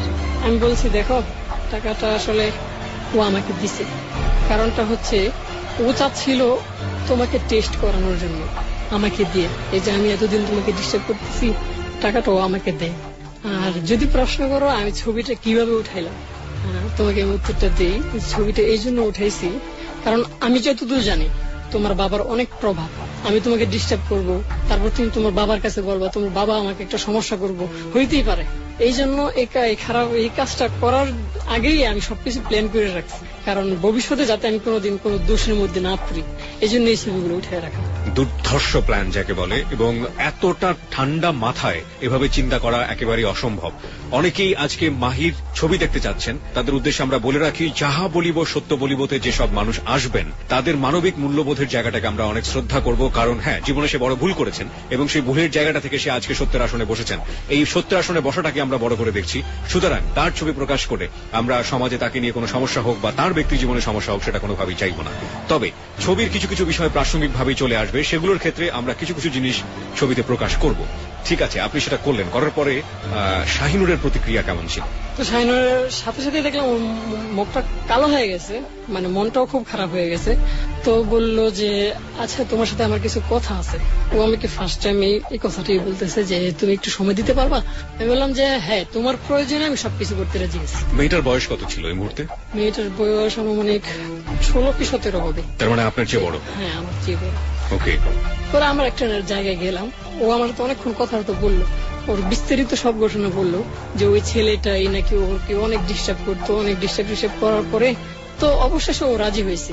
তো ওই ছেলেটা নিজে থেকে এসে ভালোবাসছে, এখন আবার নিজে থেকেই মানে ও আমাকে অবিশ্বাস করতেছে।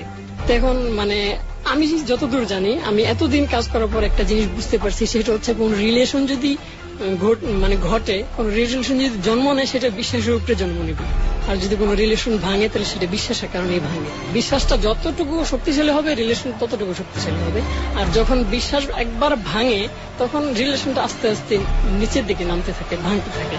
এই জিনিসটা আমি এতদিনই বুঝতে পারছি।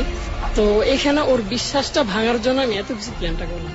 আর ও বলতেছে একই কথা যে ও আমাকে বিশ্বাস করে রিলেশনটা করছে, ও আমাকে বিশ্বাস করে ভালোবাসতে চাইছে, আমি তো ভালোবাসতে চাই না, অবশেষে ভালোবাসছি।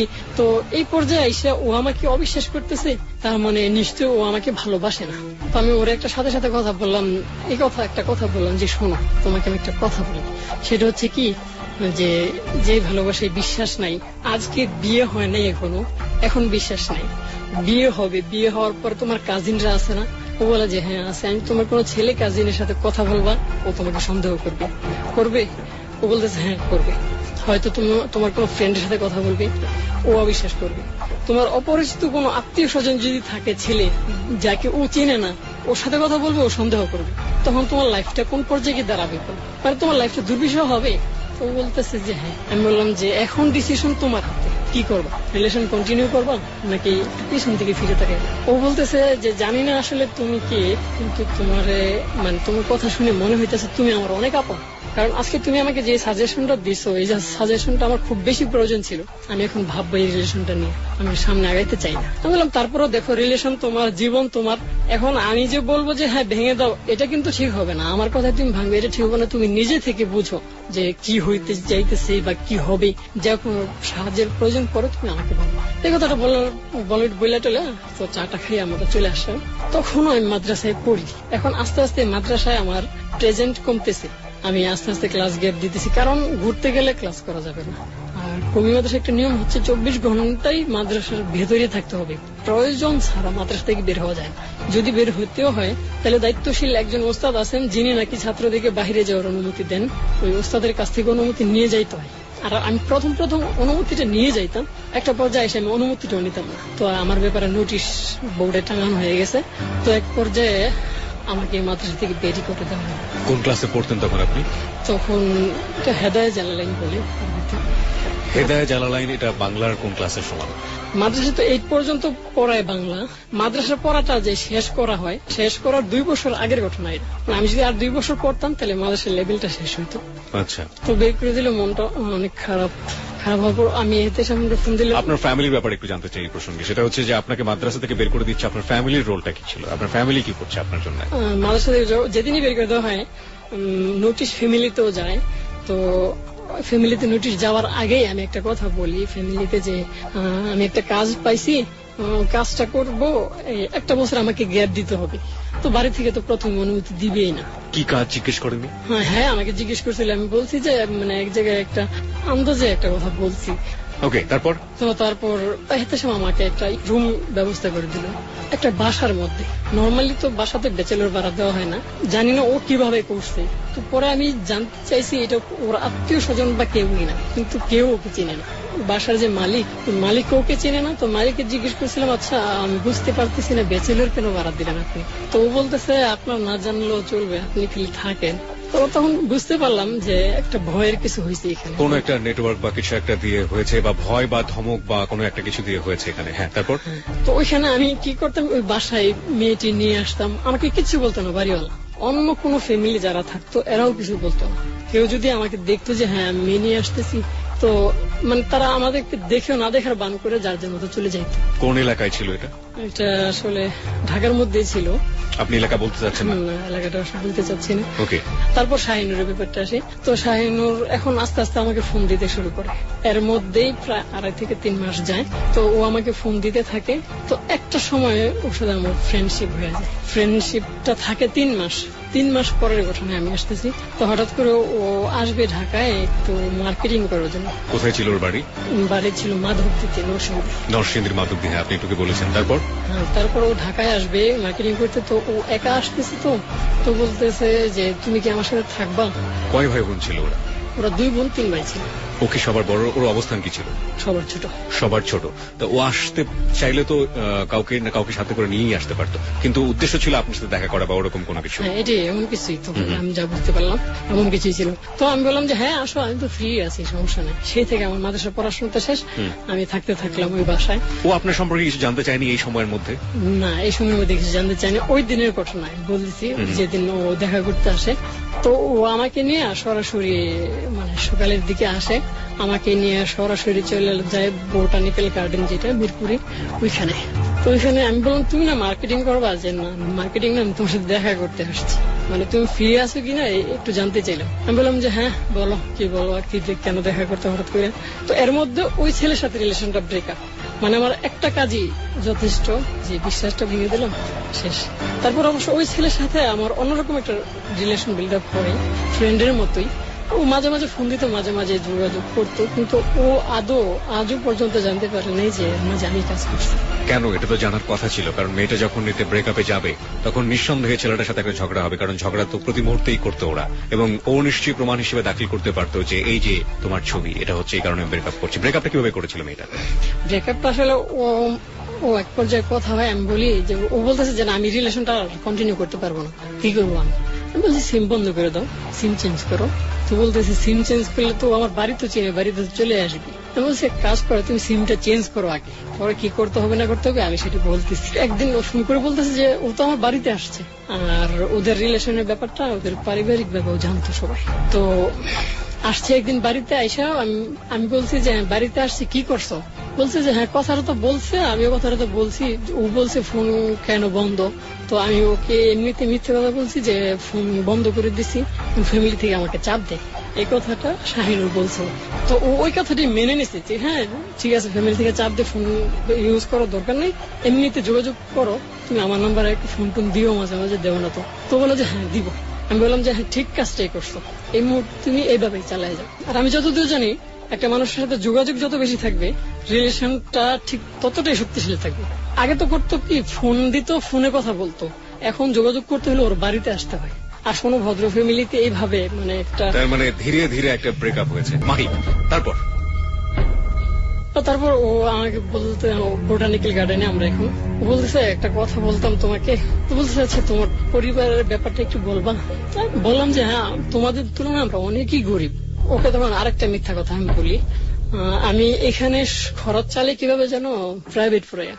তো পরে আমার প্রতি ওর একটা অনুকম্পা সৃষ্টি হয়েছে, বুঝতে পারলাম, কারণ ওই দিন যাওয়ার সময় ও আমাকে 3000 টাকা হাতে দিয়ে যায়। আমি টাকাটা রাখতে চাই না, অনেক জোরাজোরি করছি যে না আমি টাকা নিব না, তোমার টাকা আমি কেন নিব। তো আসলে তখন আমি টাকার পেছনে এমন ভাবে পড়ছি বুঝাইতে পারবো। টাকার লোভ আপনার সমস্ত আষ্টে পৃষ্ঠে আপনাকে জড়িয়ে ধরেছে। হ্যাঁ হ্যাঁ হ্যাঁ, এই ব্যাপারটা এরকম। আমার ফোনও রিসিভই করে না, সরাসরি আমাকে সবসময় ফোন দিয়ে কথা বলে। এরপরে চেঞ্জটা হচ্ছে এরকম যে না তোমার ফোন রিসিভ করলে তো আলটিমেটলি তোমার টাকা চলে যাচ্ছে, সুতরাং আমি তোমাকে ফোন করবো। ওকে, তারপর? হ্যাঁ, তো এইভাবে চলতে থাকলো।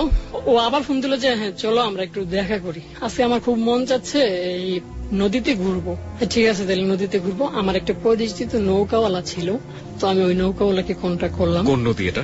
এটা শীতলক্ষা নদী। ওকে, তারপর? নৌকা আমরা নেই দুপুর 12টার দিকে, তো থাকি সন্ধ্যার কিছুক্ষণ পর পর্যন্ত।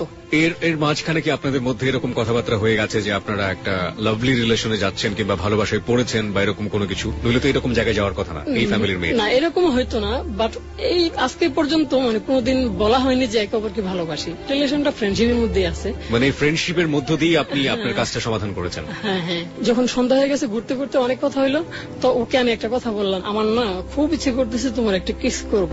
তো কিছুক্ষণের জন্য চুপ হয়ে যায়, মানে আমি বুঝতেছিলাম না কি হইতে চাইতেছে। আমি ভাবছি এই শেষ। ও বললো যে এখানে আমরা 3 জন মানুষ, আর এই কাজগুলো বেটার হয় 2 জন থাকলে। তো আমি শরীরে সাহস পাইলাম, তাই আমি বললাম যে সমস্যা নেই, ও নৌকাওয়ালা সমস্যা নেই।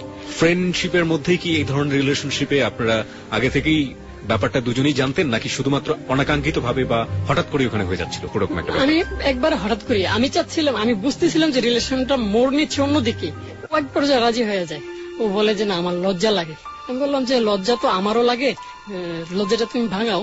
ও বলতেছে যে না আমি পারবো না, যদি কিছু করার ইচ্ছা থাকে তুমি করে নাও, আমি বাধা দেবো না।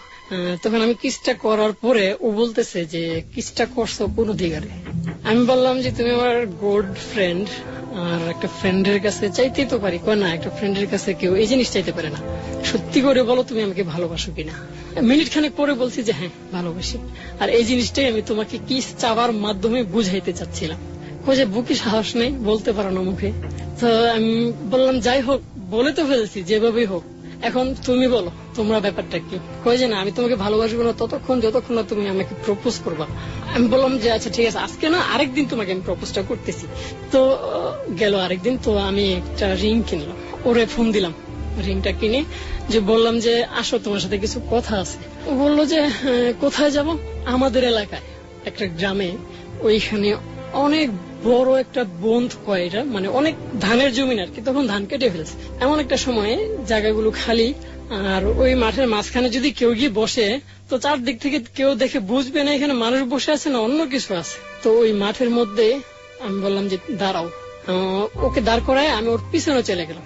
ও মুখ ঘুরাইতেছে, দেখতেছে এইভাবে। আমি বললাম যে না, দেখা যাবে না। ওরে বললাম যে তুমি তো বারবার তাকাইতেছো, ডিস্টার্ব করতেছো, তুমি চোখ বন্ধ করো, চোখ বন্ধ করে ওদিকে ফিরে থাকো। তো চোখ বন্ধ করলে ওদিকে ফিরে থাকলো। আমি হঠাৎ করেই হাঁটু গেড়ে বসে জোরে চিৎকার দিয়ে বললাম যে আমি তোমাকে অনেক অনেক বেশি ভালোবাসি, নিজের চেয়েতেও অনেক বেশি ভালোবাসি। আমি বললাম যে হ্যাঁ, এখন তাকাও। তো ফিরে তাকায় দেখে যে আমি ওর দিকে রিংটা ধরে আছে, সাথে সাথে ও রিংটা পরে নিছে নিজে থেকে। তো আমি বলেই দিলাম, রিলেশনটা আমাদের হয়ে গেল। এর মাঝখানে কোনো শারীরিক সম্পর্ক তার সাথে? না, ওর সাথে এমনিতে কিস হইতো, বাকি অন্য কিছু ও সায় দিত না। ওকে। তো আমিও ভাবতেছিলাম যে এখন সময় আসছে ওকে হ্যান্ড ওভার করার জন্য। হঠাৎ করে আবার আমার মনের মধ্যে আমার বিবেক নাড়া দিয়ে উঠলো যে একটার পর একটা করতেই আসি। এই পাপের শেষ কোথায় আমি বুঝতেছিলাম না তখন। তো এহতেশাম তো আমার সাথে কয়দিন পরপরই 15 দিন 21 পর পরে যোগাযোগ করতেছে। তো 17 মাস পর ওকে হ্যান্ড ওভার করি। ওই প্রথম আমি জানতে পারি মেয়েদেরকে নিয়ে ওরা কি করতো। কিভাবে হ্যান্ড ওভার করেন? হ্যান্ড ওভারের সিস্টেমটা সেম ছিল, তবে এটা ছিল একটা পার্কের মধ্যে। প্রিয় শ্রোতা, আমরা মুখোমুখি হচ্ছি চরম সত্যের। আমরা যেটার জন্য এতক্ষণ ধরে অপেক্ষা করছিলাম যে কি গর্হিত অপরাধ আজকে মাহিকে এই সত্যের আসনে বসিয়েছে।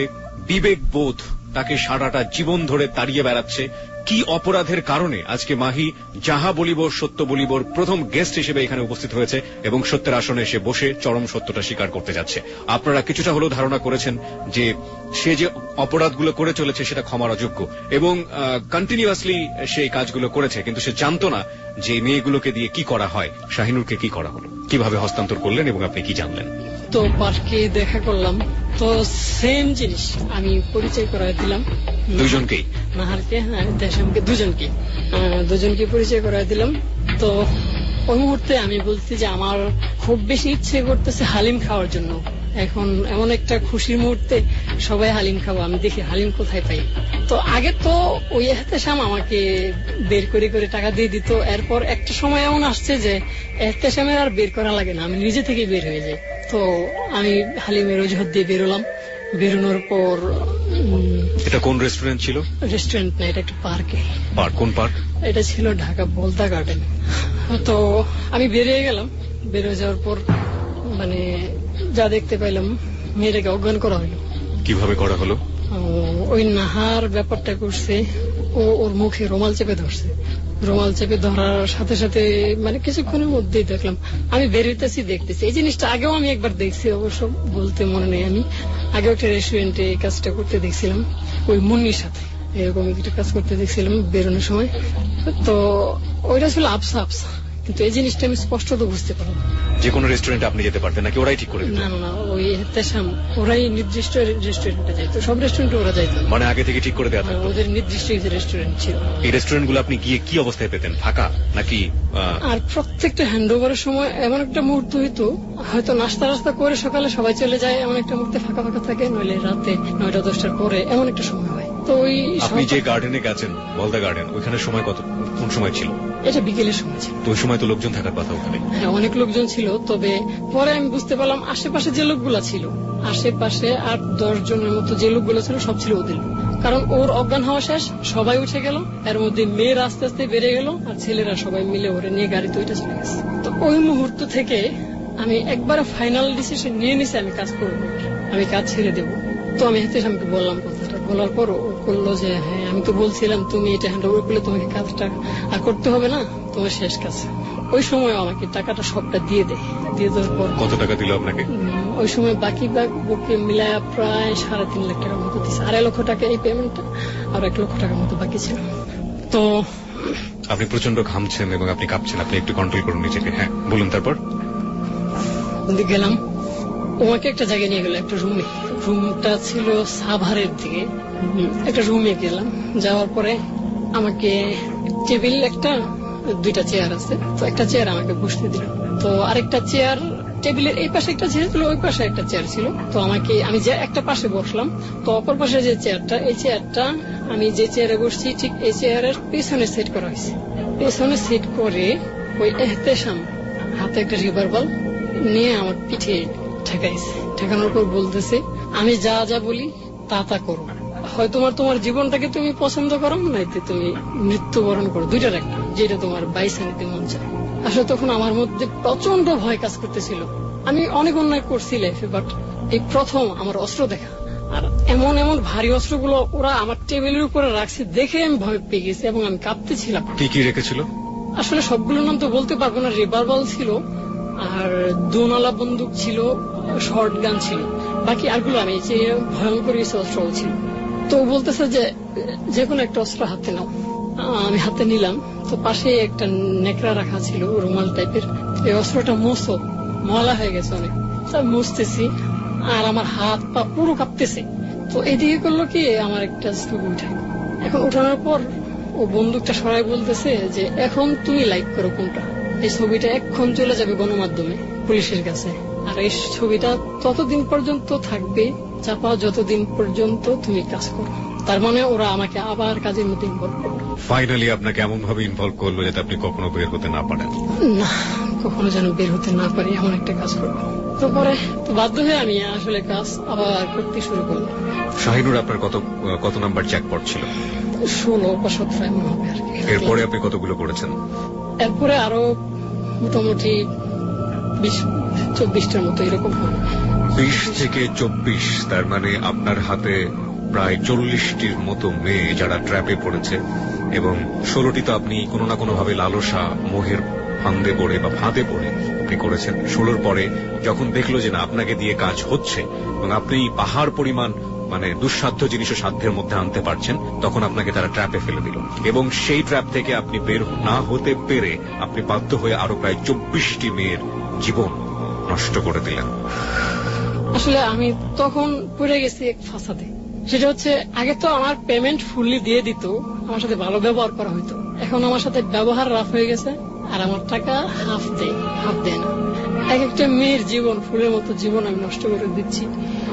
এই মুহূর্ত থেকে আস্তে আস্তে আমার মধ্যে মানে কেমন যেন একটা জেদ কাজ করতেছিল যে আমি কেন পারবো না এই কাজটা ছাড়তে, কেন পারবো না করতে করতে আরো প্রায় করে ফেললাম 20টার মতো কাজ। আপনি ফাইনালি কখন সিদ্ধান্ত নিলেন যে আপনি এই ধরনের কাজ আর করবেন না, আপনার জীবন বাঁচুক আর সেই সময়টা আমরা একটু জানতে চাই। এখানে আমি প্রথমে বলবো ফাতেমার ব্যাপারটা। তো ওকে পটাইলাম, পটানোর পরে ওকে এবার নিয়ে আসলাম আমার ঘরে, রুমে, আমি যেখানে থাকি। তো আনার পর মানে আনতে আনতে সন্ধ্যা হয়ে যায়। তো এর মধ্যে 8টা-9টা বেজে যায়। এতে সময় ফোন দেয় না, যে কোথায় আসতে হবে না আসতে হবে, ফোন দেয় না। তো ওদিনকে ও আর ফোন দেয় না। ফোন না দেওয়াতে ওদিন ফাতেমা আমার কাছেই থাকে। তো ওদিন ওর সাথে আমার একটা শারীরিক রিলেশন হয়ে যায়। এটা কি আপনার জীবনের প্রথম শারীরিক সম্পর্ক ছিল? ফার্স্ট। আপনি এতগুলো মেয়েকে এভাবে পাচার করেছেন, কিন্তু পাচার করতে সহায়তা করেছেন, কিন্তু আপনি কোনো ধরনের শারীরিক সম্পর্ক করেননি? না না, ওই শাহিনুরকে যা কিস করছি, বাকি আর কারোর সাথে কোনো কিছু করি নাই। আর এই ফাতেমা ফার্স্ট। আপনি যে এই পরিমাণ টাকাটা পেতেন, হিউজ অ্যামাউন্ট অফ মানি আপনার জায়গাটা থেকে, এই টাকাটা ব্যাংকেই থাকতো নাকি আপনি কোনো অন্যায় কাজে, মদ গাঁজা খাওয়া বা ড্রাগ নেওয়া এই ধরনের কোনো কাজ ব্যবহার করতেন? একটা কথা এখানে বলি, মানে টাকাটা যখন প্রায় 10, 12, 15 লাখে চলে যায়, তখন আমি আরেকটা অন্যায় কাজ করা শুরু করে দিই। সেটা হচ্ছে জুয়া খেলা। আপনি জুয়া খেলা শুরু করেন? হ্যাঁ, ক্রিকেট খেলা হোক, ফুটবল খেলা হোক, যে কোনো খেলা টিভিতে দেখতাম, বাজি লাগতো। আপনি কন্টিনিউয়াসলি তারপরে জুয়া খেলতেন, এছাড়া আর কোনো বদ অভ্যাস? না, এমনিতে আর কোনো বদ অভ্যাস নেই। মানে আপনি জুয়া খেলতেন আর এই নারী পাচার যে ব্যাপারটা, সেটাতে আপনি কন্টিনিউয়াসলি কাজ করে যাচ্ছেন। ওকে, মাঝখানে একটা মাস ছিল আমি হালকা ড্রিঙ্কস করতাম, হালকা পাতলা। আপনি ড্রিঙ্কসও করতেন হালকা পাতলা। ওকে, আপনি ফাতেমার কাছে ফিরে যান। ফাতেমার যে জায়গাটাতে আপনি ছিলেন, যে শারীরিক সম্পর্ক হয়ে গেল, ওই দিন ওর সাথে শারীরিক রিলেশনটা হয়ে যায়। তো মানে আমি যখন ওর সাথে এগুলো করতেছি, ওনা আমাকে কোনো বাধা দিতেছে না। তো মানে কেমন যেন ওর প্রতি আমার একটা দয়া এসে গেছে, মায়া এসে গেছে। তো ওর ফোনে হঠাৎ করে ওর এক চাচি ফোন দিছে। ফোন দেওয়ার পর বলতেছে, বাবা তুমি কে, যে আমার মেয়েটাকে যেই নিয়ে গেছো দয়া করে ফিরিয়ে দিয়ে যাও, বাড়িতে ফিরিয়ে দিয়ে যাও। তার মানে ও আমার সাথে বাড়ি থেকে ভাই আসছে, এই কথা মানে ওরা সব এলাকায় জানাজানি হয়ে গেছে। তো চাচিকে আমি বললাম যে দেখেন, আপনার মেয়েকে তো আমি বিয়ে ঠিক করার জন্য আনি নাই, ওকে আনছে আমি পাচার করে দেবো। এই কথাটা আমি ওকে নিতে বললাম। তো ওই মহিলা এমন ভাবে আমার হাতে পায়ে ধরতেছে, আমার খুব মায়া হয়ে যায়। তো মায়া যাওয়ার পরে পরের দিন সকাল পর্যন্ত এহতেশাম ফোন দেয় না। ফার্স্ট আমি ওদের সাথে বেইমানি করি, সেটা হচ্ছে আমি ফাতেমাকে ওর বাড়িতে পৌঁছে দিই। বাড়িতে পৌঁছে দিলে ওইখানে অনেক হাঙ্গামা হয়, অনেক লম্বা কথা। তারপরে যাই হোক আমি চলে আসি। হাঙ্গামা হয় কিভাবে? আপনাকে ধরে তো মেরে ফেলার কথা, কারণ আপনি যদি ভুলেই থাকেন যে আপনি পাচার করছেন। আপনাকে দেখেছিল ওরা? না, ও শুধুমাত্র ওর চাচি আমাকে দেখছে। আর ওর চাচি আমার কথা দিছে যে বাবা তুমি যদি এলোকি হয়ে থাকো তাহলে তুমি প্লিজ আমাকে ফিরে দাও, যাই হও, তুমি পাচারকারী হও বা তুমি ওর সাথে রিলেশন থাকুক, যাই হও ওকে ফিরে দাও, তুমি যা চাইবে তাই হবে। আমি বলছি যে পরে আবার আমি অস্বীকার করে ফেলি যে না আসলে আমি তো পাচারকারী না, তো ও তো চাচ্ছে আমাকে বিয়ে করতে, আর আমিও চাচ্ছি না এভাবে বিয়ে করি, আর পারিবারিক ভাবে করবো, এই জন্য বলেন আমি ওকে কোথায়। যাই হোক, পরবর্তীতে আপনারা এটা ম্যানেজ করেছেন। হ্যাঁ, তারপরে আপনি ফিরিয়ে দিলেন। তারপর ফিরিয়ে দিলাম। প্রথম আপনি ফিরিয়ে দিলেন? প্রথম এই মেয়েটাকে ফার্স্ট ফিরিয়ে দিই, তারপরে রুম্পা নামের একটা মেয়ে। এইটা ফিরিয়ে দেওয়ার পরে এহতেশাম আপনার সঙ্গে কি করেছিল? ও এটা ফিরিয়ে দেওয়ার পরে এহতেশাম আমাকে জিজ্ঞেস করেছিল যে কি হয়েছে ব্যাপারটা এরকম। তো আমি বলছি যে আপনি আমাকে ডেট ফিক্সড করে দিয়েছেন যে ওই দিন আমি হ্যান্ড ওভার করবো, কিন্তু ওকে তো আমি নিয়ে আসছিলাম, কিন্তু ও আমার কাছ থেকে ভাইয়া চলে গেছে। মানে আমি এমন ভাবে অপারগতা প্রকাশ করলাম যে ও প্রথম ওকে বিশ্বাস করছে। এই লাইনে কেউ কাউকে বিশ্বাস করে না, কিন্তু আমি এমন ভাবে ওকে বললাম ও আমাকে বিশ্বাস করতে বাধ্য হয়েছে। ওকে, ফার্স্ট টাইম। দ্বিতীয়বার রুম্পার সাথেও সেম ঘটনা ঘটে। তখন ওকে হ্যান্ড ওভার করবো যেদিন, ওই দিন ওকে সেই নরসিংদী থেকে নিয়ে আসি। নরসিংদী থেকে নিয়ে আসলে গাড়িতে করে আসার সময় তো রুম্পা করে কি, ও খুব চালাক মেয়ে ছিল, ও বুঝে ফেলে যে আমাকে পাচার করতেছে বা এমন একটা কিছু করবে, ও বুঝে ফেলে। তো ও গাড়িতে করছে কি, মানে পেছনের সিটে আমরা দুজন বসে আছি, ও আমার পায়ে ধরে রাখছে সারাটা গাড়িতে যে প্লিজ আমাকে ফিরিয়ে দেন, আপনি যা চান আমি তাই দেব, প্রয়োজন যদি আপনি আমাকে বিয়ে করতেছেন করবেন। তো ওর প্রতি আমার দয়া। তো ওদিন খুব মানে আমাদেরকে কোন দিকে নিয়ে গেছে আমি বুঝতে পারতেছি না, কারণ ওই দিন আমি ড্রিঙ্কস করি কারণ ফাতেমাকে ফিরিয়ে দিছি আমি। মানে তখন থেকে আমার ফুললি মানে এই লাইনটা থেকে বেরিয়ে আসতে ইচ্ছে করতেছে, মানে যে হ্যাঁ আমি আমার দ্বারা হবে, যেহেতু একটা কাজ আমি করতে পারছি। তো আমাদেরকে নিল একটা রেস্টুরেন্টে নেওয়ার পরে আমাদেরকে বসায়া ওরা দুজন বাইরে গেছে, হঠাৎ করে কি কথা বলার জন্য যেন। ফাতেমার পরপরই এই রুম্পা? হ্যাঁ, ফাতেমার পরপরই রুম্পা। তো আমি শুধু এইটুকু বলে ওকে বেরিয়ে আসছি যে যেভাবে হোক বাইরে আসো, আমি গাড়ি নিয়ে অপেক্ষা করতেছি, আমরা চলে যাবো। এটা রুম্পাকে বলেছেন আপনি? হ্যাঁ, রুম্পাকে। রুম্পা তো বুঝেই গেল যে আপনি তাকে পাচার করার জন্য কাজটি করছেন। তো রুম্পা কোনো শাউট টাউট করেনি বাসের মধ্যে বা? না, গাড়িতে কোনো শাউট করেনি, কারণ ওরা ওকে অস্ত্র ভয়টাই দেখাইছে তখন গাড়ির ভিতরে থাকতে। কে ভয় দেখিয়েছে? ওই এহতেশাম। তার মানে এহতেশাম আগে থেকেই ফলো করছে বা আগে থেকেই আপনার সাথে লোক ছিল? মানে গাড়িতে করে যখন আমরা আসি ওই মুহূর্তে এহতেশাম আমাদেরকে নিজেই নিয়ে আসেন নরসিংদী থেকে। ও তখন এহতেশামই মেয়েটাকে ভয় দিয়ে দেখিয়েছে যে শাউট করলে গুলি করে দেবো, এমন একটা কিছু। তো পরে আমি বের হইয়া একটা সিএনজি ব্যবস্থা করি, মানে ওখানে একটা সিএনজি দেখি, সিএনজি আছে। তো সিএনজি কে বলি ভাই আমরা বিপদে আছি, সন্ত্রাসীরা আমাদের পিছনে লাগছে, যে কোনো মূল্যে আমাদেরকে লুকান। তো সিএনজি ওয়ালাকে কথাটা বলার সাথে সাথেই সিএনজি ওয়ালা ছিল একজন হুজুর মানুষ, উনি বুঝে ফেলছে তখন যে হ্যাঁ কোন সমস্যা। তো রুম্পা করছে কি কেমন জানি বাইরে চলে আসছে, বাইরে চলে এসে আমি সিএনজিতে ওঠার সাথে সাথে ও চলে আসছে। তার মানে রুম্পা আপনাকে বিলিভ করেছে কোনো না কোনো ভাবে, এবং এহতেশাম সহ আপনি কাজে জড়িত, কিন্তু তারপরেও সে আপনাকে বিলিভ করেছে। হ্যাঁ, কারণ ওই গাড়িতে যখন ও আমার কাছে কন্টিনিউ পায়ে ধরেছিল তখন আমি বলছি যে আমি সর্বাত্মক চেষ্টা করবো তোমাকে আমি যে কোনো মূল্যে মুক্ত করে দেওয়ার জন্য। রুম্পাকে আপনি কতদিনে ম্যানেজ করেছিলেন? রুম্পাকে খুব বেশি দিন লাগে নাই, মাসে কি 2 দিন বেশি। ওকে। ওই মুহূর্তে আসলে সময়টা খুব কমই লাগে শেষ দিকে। তারপরে আমাদেরকে কোন একটা গ্রামের ভিতরে নিয়ে যায়, গ্রামের ভিতরে নিয়ে গিয়ে। কোন এলাকায় হচ্ছে এটা? কোন জেলা? সম্ভবত ব্রাহ্মণবাড়িয়ার দিকে। কারণ যখন আমরা বেরিয়ে আসি তখন মানে আসার সময় বুঝতে পারছি যে আমাদেরকে ব্রাহ্মণবাড়ির দিকে নিয়ে গেছে। তো পরে আমি জানতে পারি যে লাস্ট যে কাজগুলো করতেছে এগুলো সব পাচারের জন্য করতেছে, লাস্ট যে কয়েকটা কাজ করে এটা আমি সামনে আসতেছে। তো ওকে দিলাম ফিরে দেওয়ার পরে আসতে ফোন দিল, ফোন দেওয়ার পর বললো যে এটা কি হইল। তো আমি লুকাইছিলাম অনেকদিন, দেখাটাই করি নাই। ওর বাসাটাও আমি ছেড়ে দিছি। তো তখন আমি থাকলাম আমার বোনের বাড়িতে। তো বোনের বাড়িতে থাকতে ও আমাকে বারবার ফোন দিতেছে, বিরক্ত করতেছে, থ্রেট দিতেছে। তো এক পর্যায়ে বলছে যে তুমি আসো, মাফ চাও। আর আমি ওর কাছে অনেকগুলো টাকা পাওনা ছিল। কত টাকা পাওনা ছিলেন তখন? প্রায় হবে 1.5 থেকে 2 লাখ টাকার মতো পাওনা ছিল। আপনি এত ঠান্ডা এসির মধ্যে বসে আপনি যেভাবে ঘামছেন। ওকে ওকে, বলুন তারপর, নির্ভয়ে বলুন। তারপর মানে ও আমাকে পাগল করে রাখছিল। তো হঠাৎ করে কিভাবে যেন ও আমার অবস্থান জানতে পারে। এহতেশাম, তখন আমি মেয়েটাকে আপনি কি করলেন? মেয়েটাকে আগে কি বলেন, কি করলেন? রুম্পাকে কি করলেন? ও রুম্পাকে ওকে ফিরিয়ে দিছে, ওর বাড়িতে ফিরিয়ে দিয়েছেন। বাড়িতে ফিরিয়ে দিয়েছে। আচ্ছা, আমরা চাই রুম্পার সাথে কথা বলতে। যেহেতু আপনি দুটো কেস বললেন যে ফাতেমা এবং রুম্পাকে আপনি ফিরিয়ে দিয়েছেন, তারা নিশ্চয়ই এখনো আছে এবং তাদের ফোন নাম্বার কি আপনার কাছে আছে? হ্যাঁ আছে, একজনের ফোন নাম্বার। কার ফোন নাম্বার আছে আপনার কাছে? রুম্পার ফোন নাম্বার। প্রিয় শ্রোতা, আমরা ইতফাকে অনুষ্ঠানের স্বার্থে এবং যাহা বলিব সত্য বলিবর মঞ্চে সত্যের আসনে যে আসন রেখেছে সে হচ্ছে মাহি। মাহির যে ঘটনা আপনারা এতক্ষণ ধরে জানলেন, তার মধ্যে একজন, তার ট্র্যাপে পড়া, তার ফাঁদে পড়া একজনের সাথে আমাদের যোগাযোগ করা সম্ভব হচ্ছে। বাকি 40 জনের ভাগ্যে কি ঘটেছে আমরা জানি না, কিন্তু একজন যার ভাগ্যেও বাকি 40 জনের ভাগ্য জুটতে পারত, কিন্তু তার ভাগ্যে জোটেনি। সেটাও ওই যে বললাম যে একজন মানুষের মধ্যে ভালো মন্দ দুটো দিকে লুকিয়ে থাকে।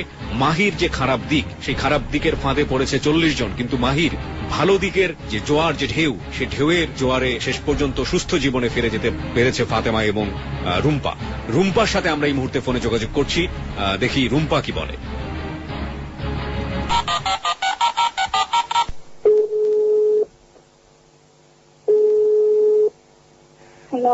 রুম্পা, আপনি আমাকে শুনতে পাচ্ছেন? আমি কিবরিয়া বলছি, যাহা বলিব সত্য বলিব অনুষ্ঠান থেকে। আজকে আমাদের এখানে মাহি এসেছিল এবং মাহি তার সারা জীবনের যে কৃতকর্ম সেটা তুলে ধরেছে। আপনিও তাদের মধ্যে একজন। আপনি একটু বলবেন যে আপনার সাথে মাহি কি করেছিল? আসলে সত্যি কথা বলতে, মাহি প্রথমে আমাকে রং নাম্বারে খুব ফোন করতো। ফোন করার পরে আমি ওদের খুব গালাগালি করতাম। আপনি তো প্রথমে ওকে গালাগালি করতেন, কিন্তু একটা সময় আপনার ওকে ভালো লাগতে শুরু করেছে। কিভাবে আপনার ভালো লাগাটা শুরু হলো?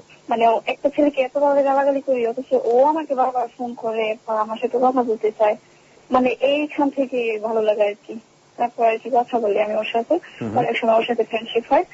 ফ্রেন্ডশিপ হওয়ার পরে দেখা করি পলাশে। জি। তো দেখা হওয়ার পরে দুজন বন্ধুর সাথে আমাকে পরিচয় করিয়ে দেয়। আচ্ছা, আপনি একটু হোল্ড করেন। আচ্ছা মাহি, এই দুজন বন্ধু কে কে ছিল? দুজন ছিল, একজন এহতেশাম আর একজন ছিল নাহার। তার মানে এখানে যে দুজন বন্ধু ছিল তার মধ্যে একজন ছেলে ছিল, একজন মেয়ে ছিল, ঠিক রুম্পা? জি। ওকে, হ্যাঁ, তারপর কি করলো? তারপর কি ও বন্ধুর সাথে পরিচয় করে তারপর একটা গাড়ি নিয়েছিল। গাড়ি নিয়ে আমাকে আমি বলতেছি যে আমাকে কোথায় নিয়ে দেওয়া হচ্ছে। ওরা বলতেছে যে আমাকে নিয়ে দেওয়া হচ্ছে ঘুরের জন্য। তো আমি তখনও বুঝি নাই যে আমি একটা চক্রের মধ্যে পড়ছি। ঠিক আছে, গাড়ি দিয়ে নিয়ে যাচ্ছে, কোথায় নিয়ে যাচ্ছে তা বলতে পারতেছি না। 5 জন আছে পলাশে, 5 জনের পরে কোথায় নিয়ে যে ওরা একটা গাড়ি রাখছে এক জায়গাতে। গাড়ি রাখার পরে একটা রেস্টুরেন্টের মধ্যে আমাদের দুজনকে রাইখা ওরা অন্যত্র চলে গেছে। তো চলে যাওয়ার পর ওইখান থেকে ব্রেক আবার মাহি আমাকে নিয়ে আসে। আমরা যেটা শুনলাম মাহির কাছ থেকে, যে আপনি নাকি এক পর্যায়ে বুঝে যান যে আপনাকে আসলে কিডন্যাপ করা হচ্ছে বা পাচার করার একটা চিন্তা ভাবনা আছে, এবং সেই সময় আপনি মাহির পায়ে ধরে পর্যন্ত রিকোয়েস্ট করেছেন, কান্নাকাটি করেছেন। এটা কি সত্য? হ্যাঁ হ্যাঁ হ্যাঁ, আমি বুঝতে পারছি। আমার তখন এমন অবস্থা হয়েছিল যে যে আমি কোথায় যাচ্ছি, এখন আমার কি হবে, আমি কোথায় যাব, ওই ধরনের চিন্তা আমাদের কাজ করতেছিল, খুব ভয় কাজ করতেছিল। আপনি একটু বলবেন যে আপনার সাথে কত মাস ধরে মাহি চেষ্টা করেছে আপনার সাথে এরকম একটা রিলেশনশিপে যাওয়ার জন্য? ইন্টারভিউ ওঠার পরে। আপনি কি তাকে ভালোবেসে ফেলেছিলেন? ওর প্রতি আমার একটা টান ছিল। ওকে, আমরা রুম্পার কাছ থেকে শুনলাম। হ্যাঁ, এবার আপনি বলেন যে প্রসঙ্গে আপনি যেতে চাচ্ছিলেন একটু আগে। আপনাকে এহতেশাম জেনে গেল যে আপনার পজিশন, তারপরে কি করলো? ও আমাকে নরসিংদী থেকে ধরে নিয়ে আসছে ঢাকায়। তো ঢাকা ও আমাকে কোথায় নিছে আমি জানি না। গাড়িতে উঠে আমার চোখ বেঁধে দেয়। চোখ বেঁধে দেওয়ার পরে আমাকে একটা ঘরে নিয়ে যায়। ঘরে নিয়ে যাওয়ার পরে খুব টর্চার করে। কি করে আপনার সাথে? খুব বকাঝকা। ওই দিন আমাকে মারে না, জানি না কেন মারে নাই। পরিস্থিতিটা এমন ছিল যে আমি নিশ্চিত যে আমাকে মেরেই ফেলবে, কিন্তু বকাঝকা ছাড়াও আমার গায়ে একটা টাচও করেনি। বুঝলাম না কেন এরকম হলো। তো আমাকে অনেক বুঝাইছে, বকাঝকা করছে, বুঝাইছে, দেখো তুমি বিনিময়ে টাকা পাবে, তো বেইমানি কেন করবা? আর দেখো, সব খারাপ লাইনে বেইমানির একটাই সাজা, সেটা হচ্ছে শেষ, মেরে ফেলবে। তো মেরে ফেলবে, হ্যাঁ, এটাই সাজা, বেইমানির সাজা এটাই। আর এটা সমস্ত খারাপ কাজের মধ্যে এই জিনিসটাই চলে। তো তোমাকে একটা চান্স আমি দিতেছি, এই চান্সটা তুমি কাজে লাগাও, লাগাই দেখো তুমি তোমার ক্ষমা পাইতে পারো।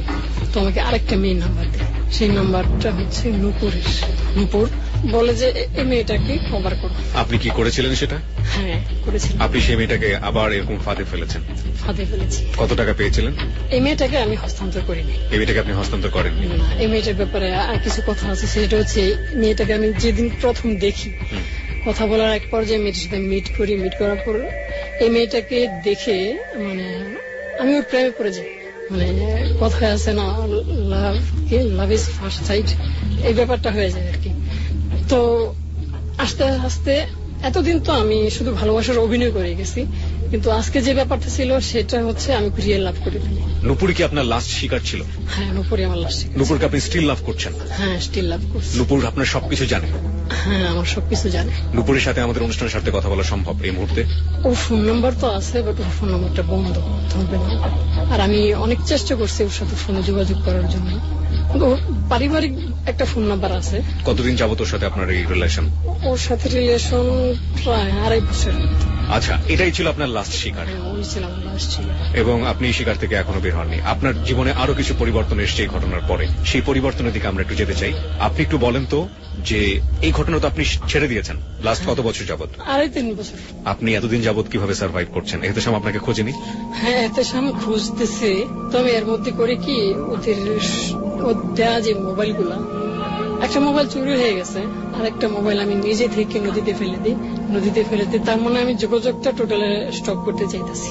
আপনি কি জায়গা বদল করেছেন কোনো কারণে? যে ধরুন আপনাকে তো দেখে ফেললে, সামনাসামনি দেখে ফেললে তো চিনে ফেলবে, যে কারণে জায়গা বদল করা বা চেহারার মধ্যে কোনো পরিবর্তন নিয়ে আসা বা কোনো কিছু করা, এগুলো কি করেছেন? হ্যাঁ, তখন জায়গাও বদল করি। জায়গা বদল করে আমি চলে যাই ময়মনসিংহে একটা জায়গায়, পরিচিত এক ফ্রেন্ডের কাছে। তো ওখানে কিছুদিন থাকা শুরু করি, কিন্তু আমি এবারও ধরা খেয়ে যাই। ধরা খেয়ে যাওয়ার পরে মানে ও পরে আমাকে জিজ্ঞেস করে এই ব্যাপারটা যে তুমি হস্তান্তর করো না, কারণটা কি? এবার খুব মানে কঠিন রূপ নিয়ে ও বলতেছে। তো ওকে আমি সবকিছু খুলে বলে দিছি যে ভাই, এই মেয়েটাকে আমি ভালোবেসে ফেলছি। 40টা মেয়ে তো তোমাকে দিয়েই দিয়েছি, তুমি ওই 40টা মেয়ের সাথে প্রয়োজনে এই মেয়েটার জন্য যত টাকা কন্ট্রাক্ট করছো সবগুলো টাকা আমি ফেরত দেই। এই মেয়েটাকে তুমি ছেড়ে দাও। এই মেয়েটাকে আমি রিয়েলি লাভ করে ফেলছি, ভালোবেসে ফেলছি। ওকে আমি কোন রকম হস্তান্তর করতে পারবো না। ও আমাকে এইবার নিয়ে বন্দি করলো এক ঘরে। ওই ঘরে যেয়ে পাইলাম আরেকটা লোক। তো ওই লোকটার কাছে জানতে চাইলাম আসলে এতদিন এই মেয়েদের কি করতো। তো ওর কাছে জানতে পারলাম 3টা কাজ করতো মেয়েদেরকে নিয়ে ওরা। সেটা হচ্ছে প্রথমত বিয়ে করতো জোর করে। ব্যাপারটা এরকম ছিল, কেউ একটা মেয়েকে পছন্দ করলো, কিন্তু পারিবারিক ভাবেও না আর ব্যক্তিগত ভাবেও মেয়েটাকে বিয়ে করতে পারতেছে না। এমন মেয়েগুলোকে বিয়ে করার জন্য ওরা কন্ট্যাক্ট করে এই মিডিয়াতে, মানে এই গ্রুপে। তো বিয়ে করতো জোর করে। দ্বিতীয়ত ওদেরকে ভোগ করতো বা বিক্রি করে দিত। তৃতীয়ত ওদেরকে পাচার করে দিত। পাচার মানে দেশের বাইরে পাচার করে দিত? হ্যাঁ, দেশে বা দেশের বাইরে পাচার করে দিত। এই কাজগুলো ওরা করতো। আপনার জানা মতে এদেরকে বন্দি করে এক ধরনের কিডন্যাপ করে টাকা পয়সা আদায় করা, এরকম ব্যাপারে আমি জানি না, তবে হইতেও পারে, এই কাজটা হইতে পারে। তবে আমি ওর কাছ থেকে জানতে পারলাম যে এই 3টা কাজ করে। স্টিল নাও দে আর এক্সিস্টিং? তারা কি এখনো আছে আপনার জানা মতে? হ্যাঁ, এখনো ওই কাজগুলো করতেছে আমি যতদূর জানি। আর আমার মতো অনেক ছেলে। আপনি ছাড়া পেলেন কিভাবে? হ্যাঁ বলছেন আপনার মতো অনেক ছেলে। আমার মতো অনেক ছেলে এই লাইনে কাজ করতেছে, নীরবে নিভৃতে এভাবে কাজ করে যাচ্ছে। এর মধ্য থেকে আমি একজনকে চিনি। এই ছেলেটার কাছ থেকে আমি জানতে পারলাম এই তথ্যটা, যে ওদেরকে পাচার টাচার এগুলা করে দিয়ে পতিতালয়ে বিক্রি করতো, পাচার করতো, জোর করে বিয়ে করতো। তো ওইখানে আমাকে টর্চার শুরু, এবার মার দিয়ে রুমের ভিতরে এক ধরনের বেত আছে যেগুলো পুলিশের হাতে থাকে। প্রথম করে কি আমার পা দুটো একসাথে বাঁধার পরে ওই ফ্যানের সাথে একটা দড়ি ঝুলায়। দড়ি ঝুলানোর পর আমার পাগুলো উপরে করে দেয় আর মাথাটা নিচে করে দেয়। কিন্তু আমাকে মানে আছে না, ঝুলাইয়া রাখতো না। আমার মাথা মাটিতেই ঠেকে আছে, কিন্তু পা উপরে দিয়ে রাখতো, মাথা নিচের দিকে দিয়ে রাখতো।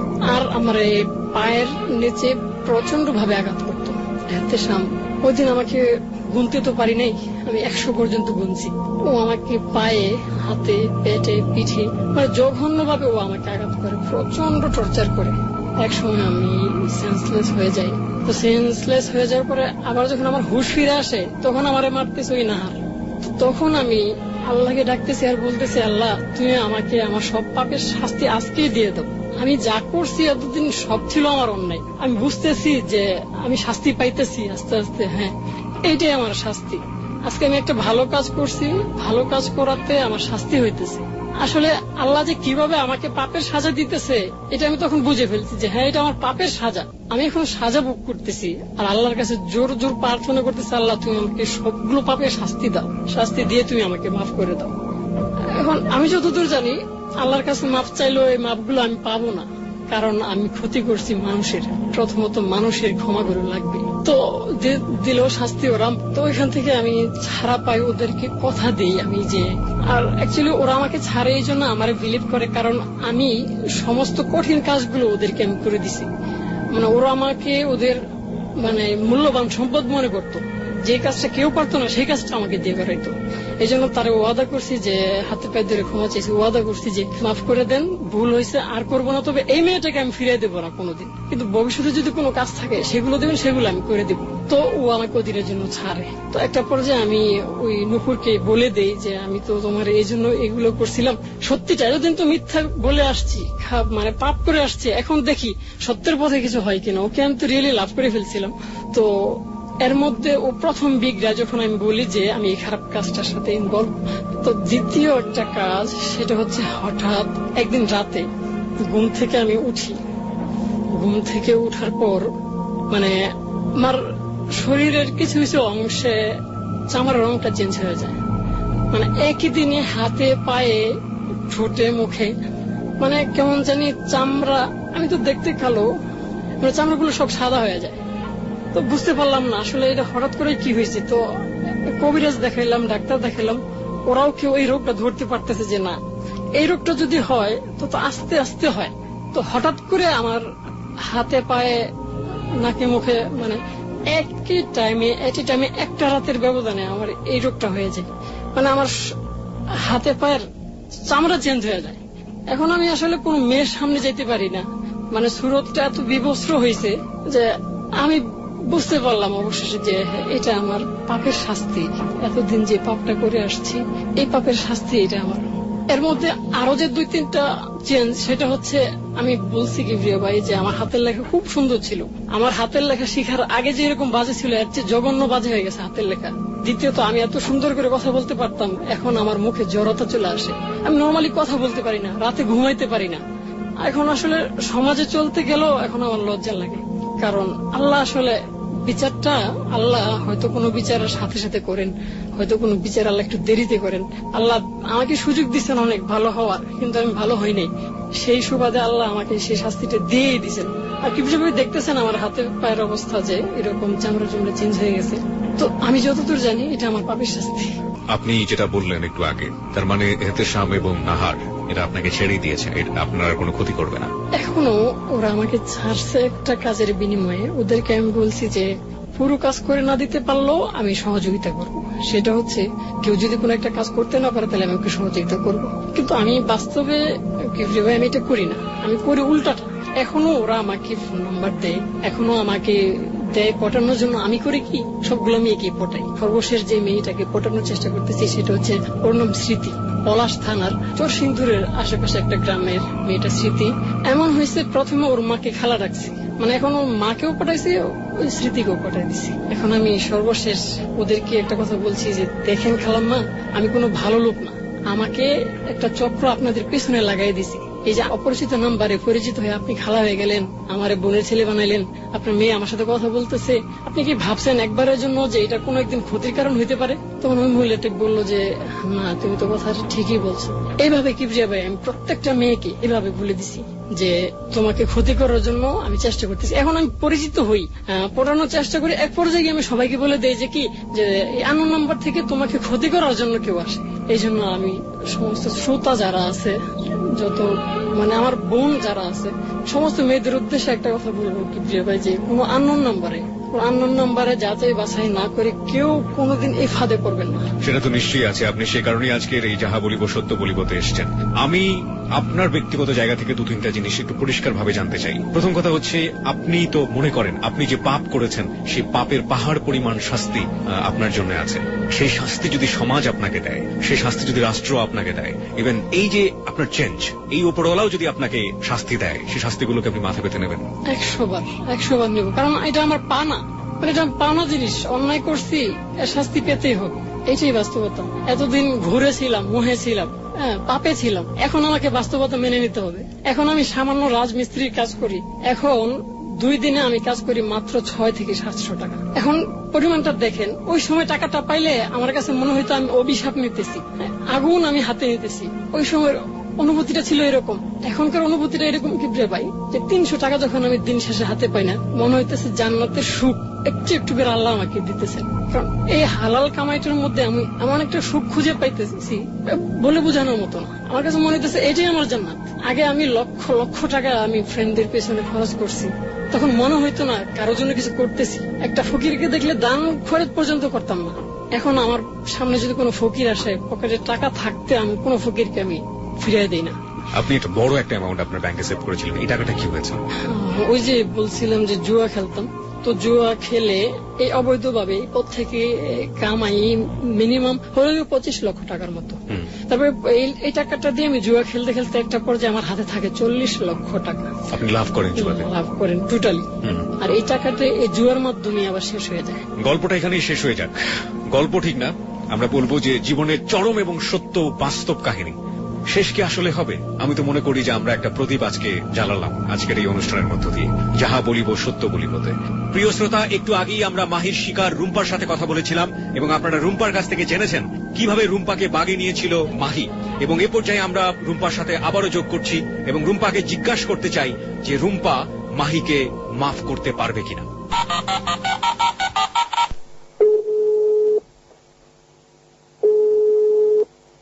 হ্যালো রুম্পা, আপনার এই যে ঘটনা, এই ঘটনা যদি ঘটেই যেত, যদি সত্যি সত্যি মাহি সেদিন আপনাকে তুলে দিত তাদের হাতে, এবং আপনার জন্য যে অনিশ্চিত ভবিষ্যৎ, আমরা বলতে পারি যে হয় আপনি কোনোভাবেই ভালো থাকতেন না, আপনি আদৌ বেঁচে থাকতেন কিনা সেটাও তো আপনি জানেন।